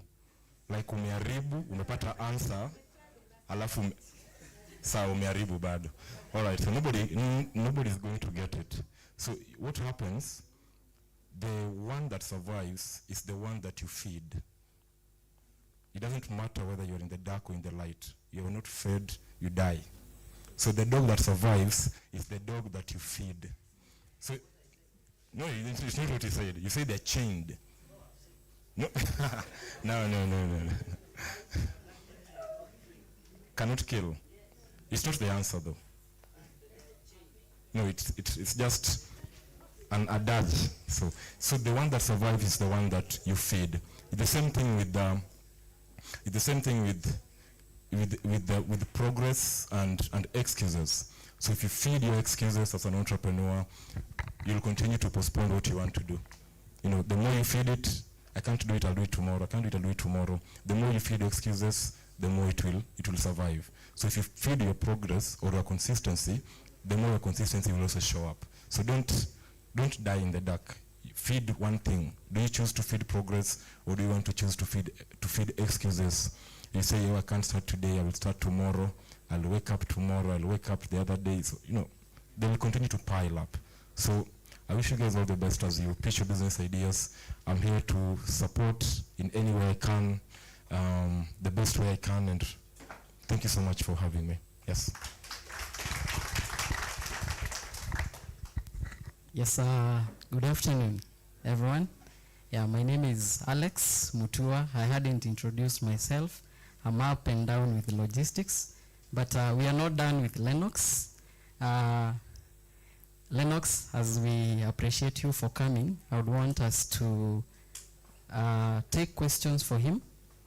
Yes, and maybe before questions, Lennox should have emphasized this, that the Global Health Prize that we saw here in 2022 that they won was actually $1 million.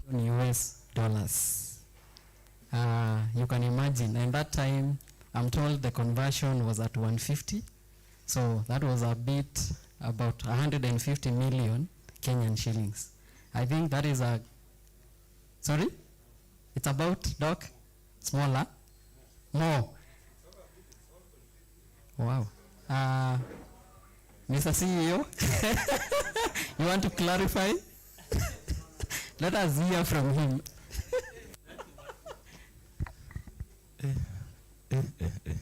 Yeah, 1 million hata mimi nataka. So it was, when we got the prize, the currency exchange was around 147 to 150 fluctuating. So it was just that. So if for example, if it was 148, then it was 148 million. So yeah, just small money. Wow, that is not small, is it? Yeah, in terms of machinery and all that that goes into such a company, but we are grateful to have you. But before we appreciate you, let me take questions. Lennox, how many questions do you want to take?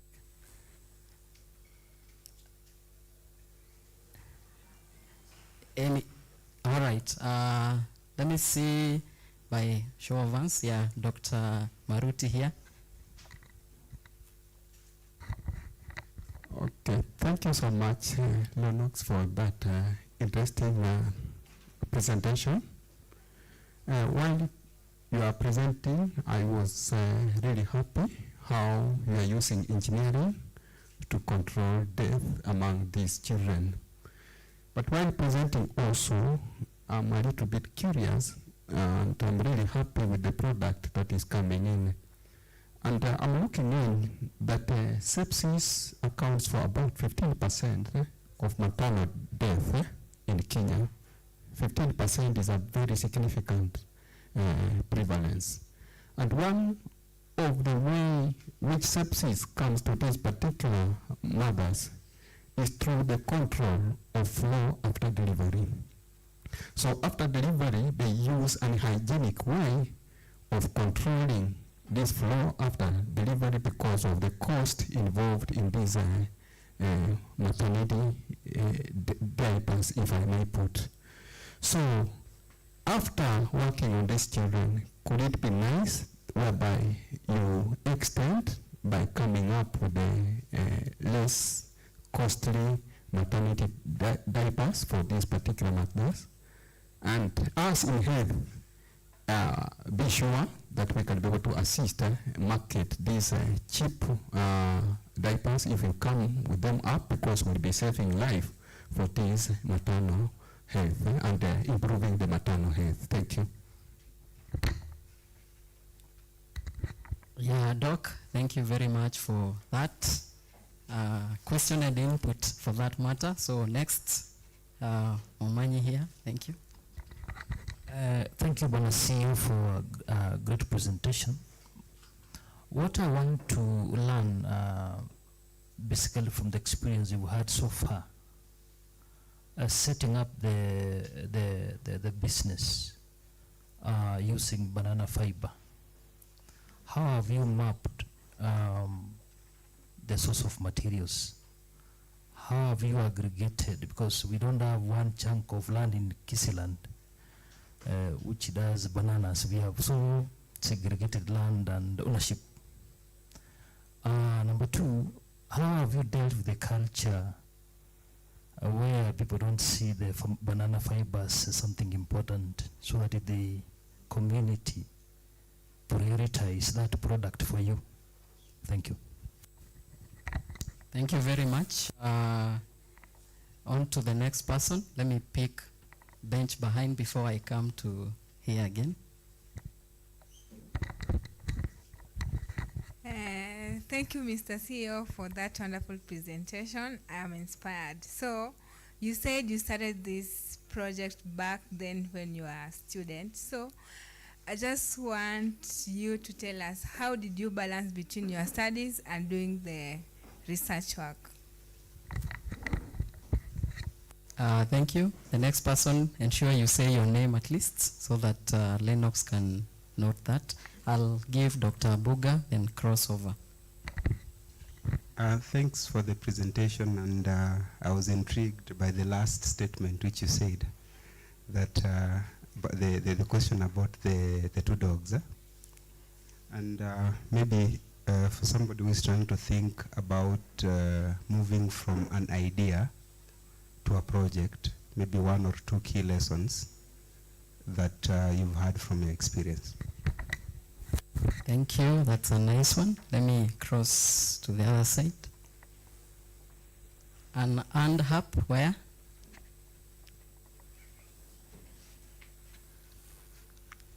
All right, let me start here. Yeah, Patrick, my question is, like, since you are a startup, how are you going to like develop more companies? Do you have a goal to like create what do you call this? Like make more industries in other parts of the country where you produce, or in other countries?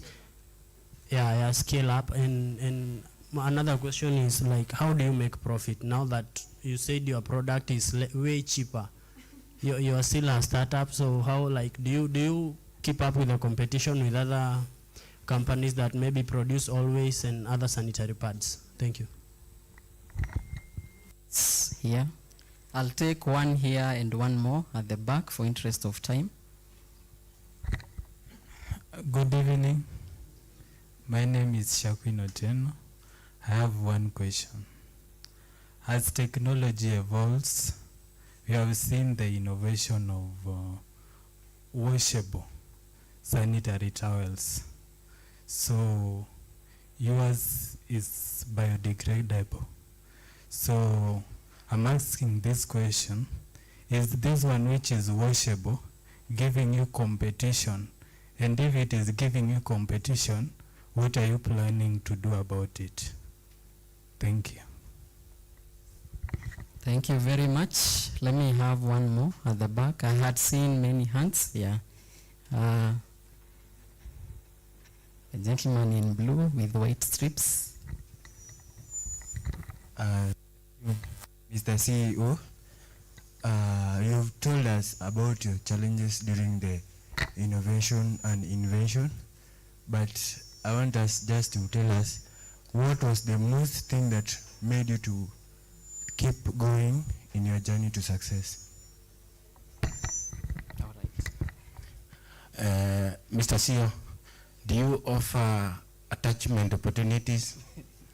Then question number 2,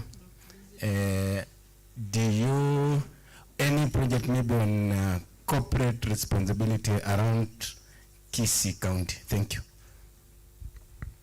Yeah. And also now, Mr. CEO, because I'm one of your closest friends, and there's one thing I know about this that I want you to explain. I want you to also explain your business model, because I know potentially here there's a lot of people who are interested with reaching your products. Thank you. I will let Lennox take questions as he has recorded them, or in whichever direction he wants to tackle them. Thank you. All right, thank you. Interesting. So the first question was about the maternal diapers. I can say it's work in progress for both the diapers and for our team. It's both. We haven't clarified them fully as maternal diapers, but what we're working on is diapers and 2 more sizes of sanitary towels. Right now, we're only able to produce ultra thin sanitary pad, but we've gotten concerns of people or ladies with heavy flow who want the medium size, and even some who want the larger size. So this one I would just say it's work in progress, but I can't say it's work in progress on maternal diapers. I'll say work in progress on diapers, like these ones that the babies use. That one is work in progress for us. We might be able to launch this particular product somewhere in May or June, by the start of the 3rd Q of the year. Then the second question was about how do we map out sources of raw materials, which is primarily banana pseudo stems. So what Kisii County has 9 constituencies, and we have a public-private partnership with the county government. So what we've done is buying decapitators. They are machines that we use to get the fibers from the trunk. So 2 decapitators are situated in 1 constituency each. And then we have, because the farmers are registered farmers with the CC of Agriculture. So they bring their trunks to this centralized location. Their trunks are being, they get the fibers from the trunk. Then a farmer is also given a token of appreciation when they bring their trunks. It's a way of just motivating them to continue farming so that they don't harvest the fruit, then they leave it to rot on the ground. So that is what we do. So that is how we do it. Then once that all in the 9 constituencies, once all the fibers have been gotten from each and every location, all of them are coming to the facility for processing to pulp and then fibers, pulp and then pads. Yes. Then culture. Oh yes, the second question that was tied to that is how do we ensure that we have prioritized, like for them to prioritize that culture. I think one of the ways we've done is just through, look, we have few trainings. I can't say we have done much. No, we've not done much, because on the tissue culture of bananas in different locations, different soil, water, humus, there's a couple of factors. But what we've done is just to give a token of appreciation for them to feel that they're part of something. So, and they don't want to see that I just put all my money into fertilizers to culture this plant, then I'll bring it to you guys, then just that's done. So we trying to give a small token of appreciation to both, to the farmers. Then how did I balance studies and research work? it's the lady that asked that question. Do you want a honest answer or a diplomatic answer? So what happened, that point, it wasn't, I can't say it was very difficult for me. It wasn't difficult, it was just challenging in terms of finishing things on time. Like, this is on schedule, cut one in Aisha, deadline is tonight, and I have to make my hands in the laptop quick camera ingine. But then I have a team, so we used to delegate duties. I had things to do as well. My team members as well had things to do. So it was not, it wasn't very difficult. I would say it was just time, balancing. For me, it worked well because I was balancing time for doing this, time to go and watch Man U beat Arsenal. And like, it was just timing. I knew. Yes.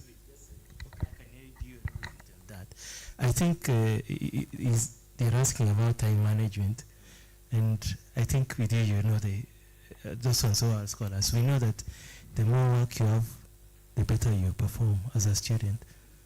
And there is the issue of time expanding to a few times. So the less you do, the more you think you have more time, the less you do.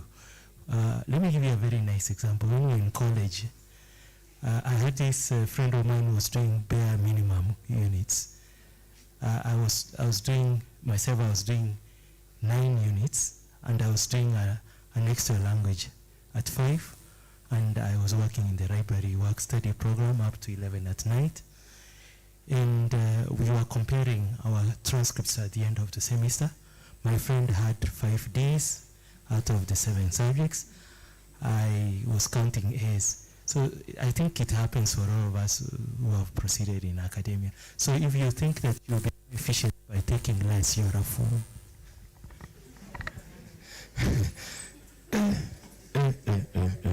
Yeah, but that's it. Myself was just timing. I had to put aside time to do this, to do that, and also to make sure I hang out as well. Yeah, so it worked out because when I was leaving the school, I was given the best student of the year through my academics. They were decent, good grades. My father is proud of them, and I'm proud of them too. So, yeah. Then, yes.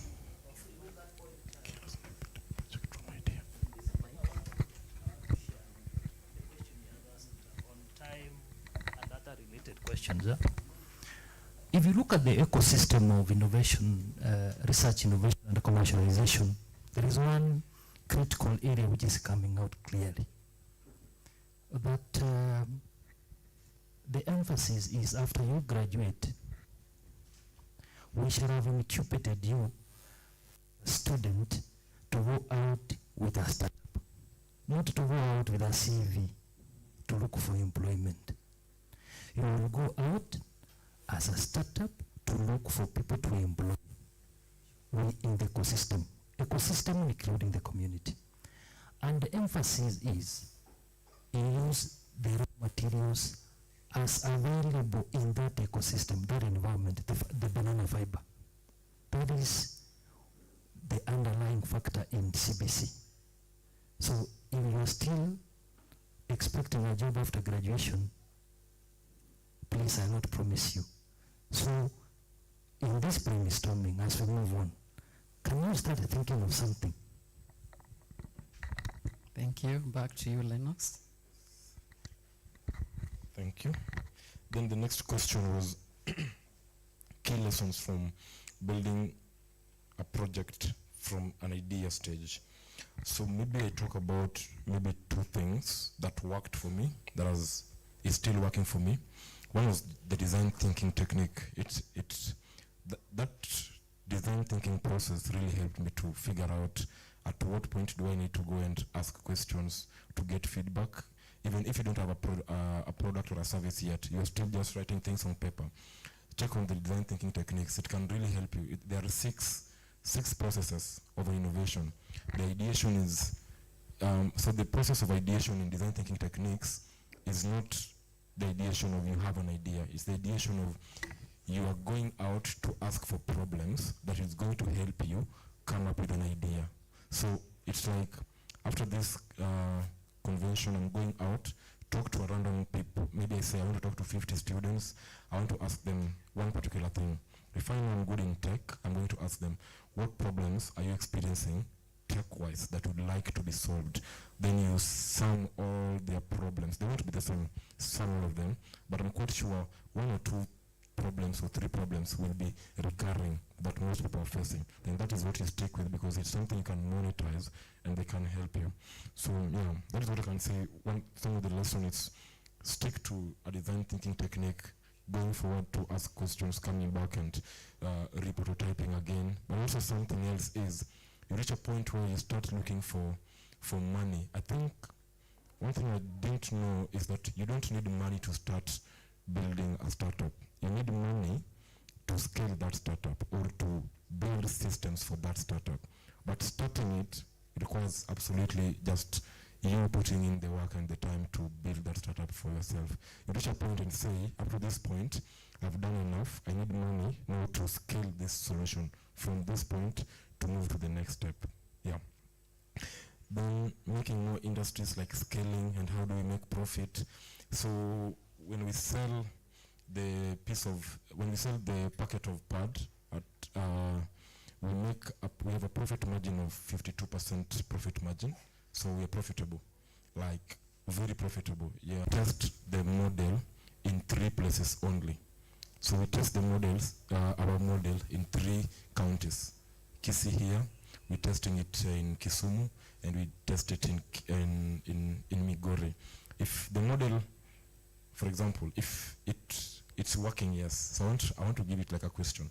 If the model you're testing works in 3 places that have significantly high number of your clients, then that model can work anywhere where your clients are not there, because you're going to only improve the model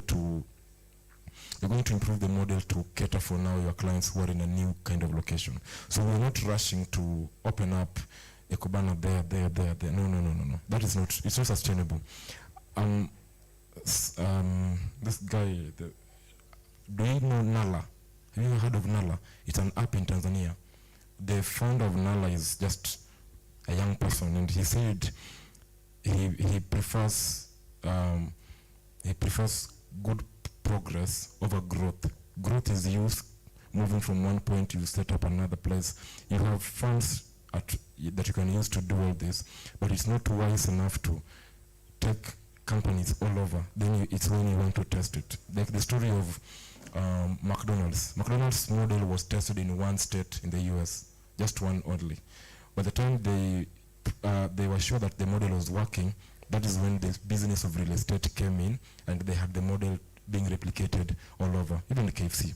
KFC's model is just very simple model that works. Once was proven in Kentucky, the model worked all over the world. So that is what we are doing. We're making sure that the model works where we are at this particular moment before we rush out to scale. But we are scaling. Our products are being sold in Tanzania. We are working with a company in Uganda called Texford, the one I showed you guys, where we have those mats and products. So that is not, to me, I don't call it scaling.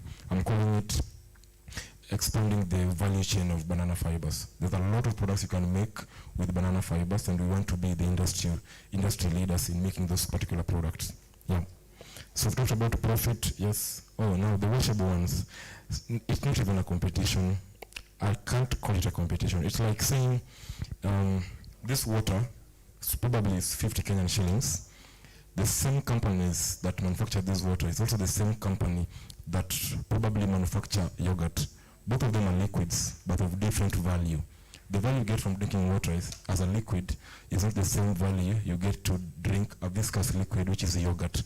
But all of them are in the same market. So that is what we're doing. They're not, I don't look at them as competition.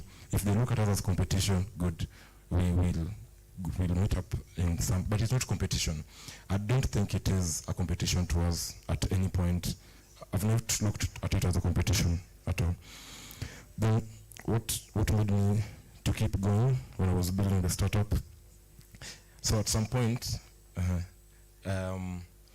when we went to test the 3rd pad that we made it using a sewing machine, and we went to ask random girls to give us feedback on the pads. And that is why I learned girls are brutally honest when they don't like something. And when we were about to finish, some people called us pad boys. That day I felt like leaving this thing and just going at home and just leaving, yani kuacha tu, and just crying. So, but it didn't. I went back to my house. I was very angry by that time, but then I realized that it's very, because I was angry. Then by around 8 p.m. that night, I'd already again opened my laptop, researching again on the same problem that I want to solve. So, I mean, my whole intuition was just fixed on, if I don't do it, then who else will do it? Why did I even start in the first place? So I just kept on continuing to do the program. Yeah, then the project, the attachment, yes, we have attachment opportunities. They'll be on date, we'll announce on date 22nd on our social media, but it also will come to Kisii Uni, go to Poly. We identified a couple of other KMTC as well. Then we'll pick up. We identified a couple of colleges and universities in Kisii County that we'll reach out to. So for attachment, yes, do check with our social media. We'll be able to post, but also we'll come to the university as well, and Kisii National Polytechnic as well. For CSR program, we have our first CSR program is going to be a 2-day CSR program on 28th and 26th to 28th of January here in Kisii. Probably we'll visit a couple of schools, go to Kereri Girls, because we are launching a PAD ATM in Kereri Girls, and 3 more girls' schools in Kisii County. So the PAD ATM that we are launching there is, how can I explain it? Hosea, ile kitu. You can explain it? Yeah, come. So we have a PAD ATM that we are launching in different schools as part of our CSR program. Hello, good afternoon again. We have a PAD ATM, our ATM, just a normal ATM, but the ATM, for you to access a piece of a pad of this product, you'll use 10 shillings. You insert 10 shillings where the coin is. I think you have seen Lotto in the village. Once you insert 10 shillings, the pad will come out, just like the ATM, how you remove cash from the ATM. So probably also looking at launching at the universities. It will also be a platform to create employment for people who will be refilling the pads, students mostly, and also generate some income from the doing the activities. Apart from that, also in the Total, Lennox mentioned about that.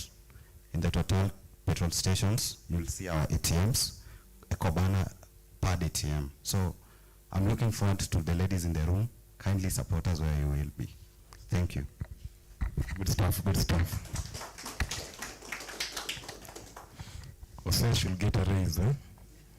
So explaining then, so that is what we have planned to roll out the year. So that is potentially one thing that is going to be in a lot of places around Kenya, the PAD ATM that we are launching.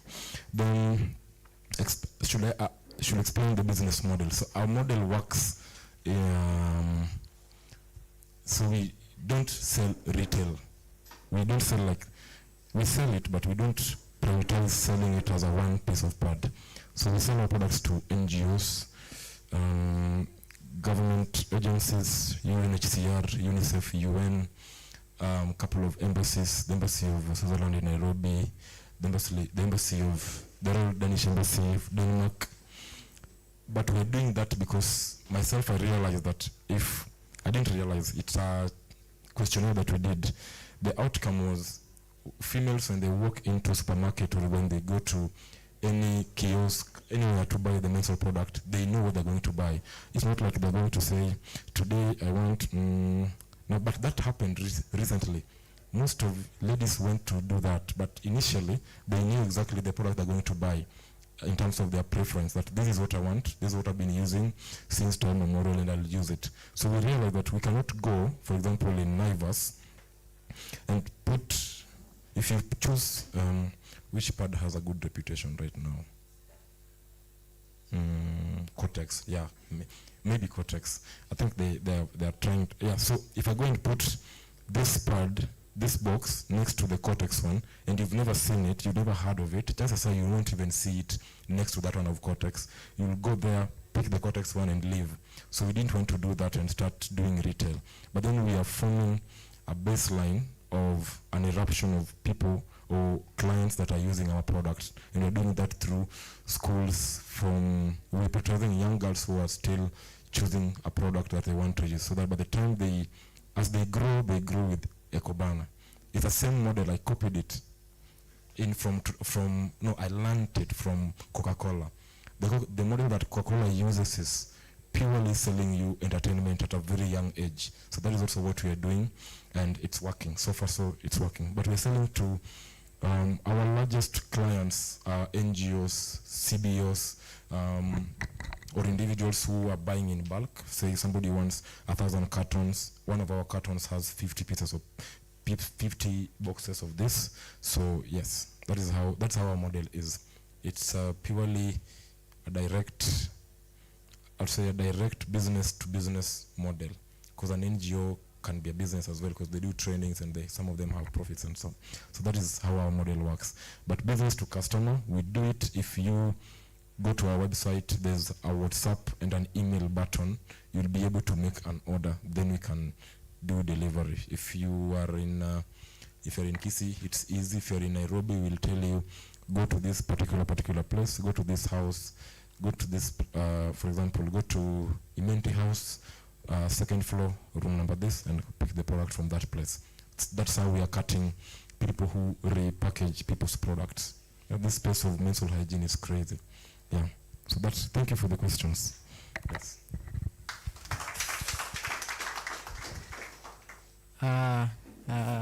Thank you very much, Lennox. I will let you have your seat.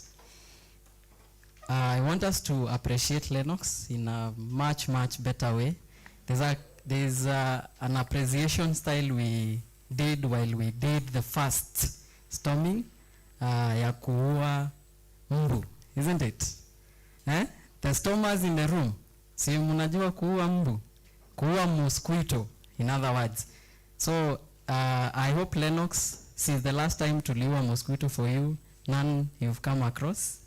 Very nice. Sasa juu it has been a good break, wacha pia leo tufanye the same thing. So mosquito, we know we are part of the endemic areas, so tuna search chini ya mahali tuko, tuna search around, usishike yenye iko kwa kichwa ya mtu, hiyo iko mbali na Lennox kidogo. Itaanza na huyo kwanza before imfikie. Lakini pia usiache, tutaichukua, tuchukue chini na kando, alafu tuwe. Isn't it? Si mnajua hiyo? Haya, sasa tu prepare. Tuko sawa?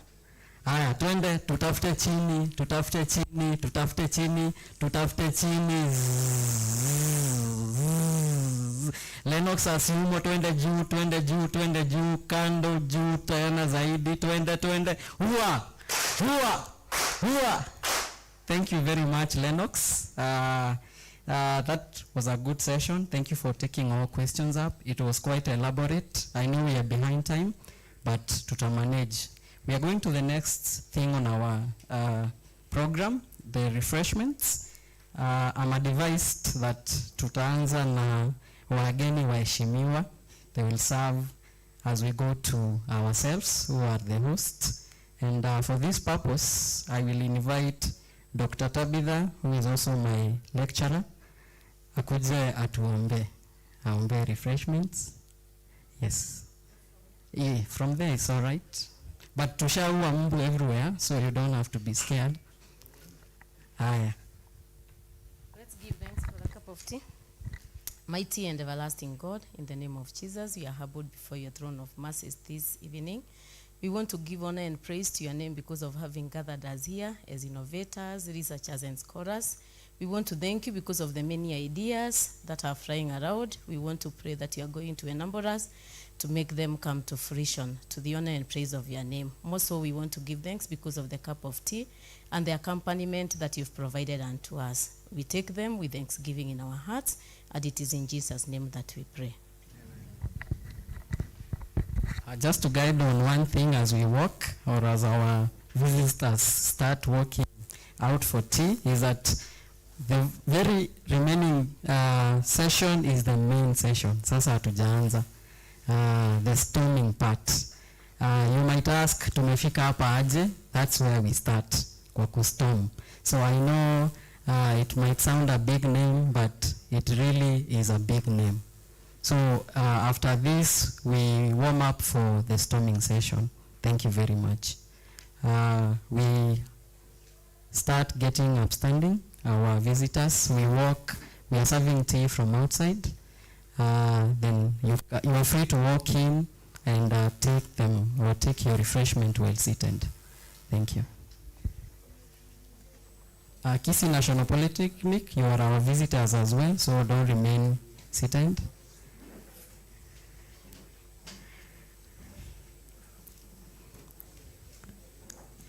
CEO Ekombana, one of the most humble humans with your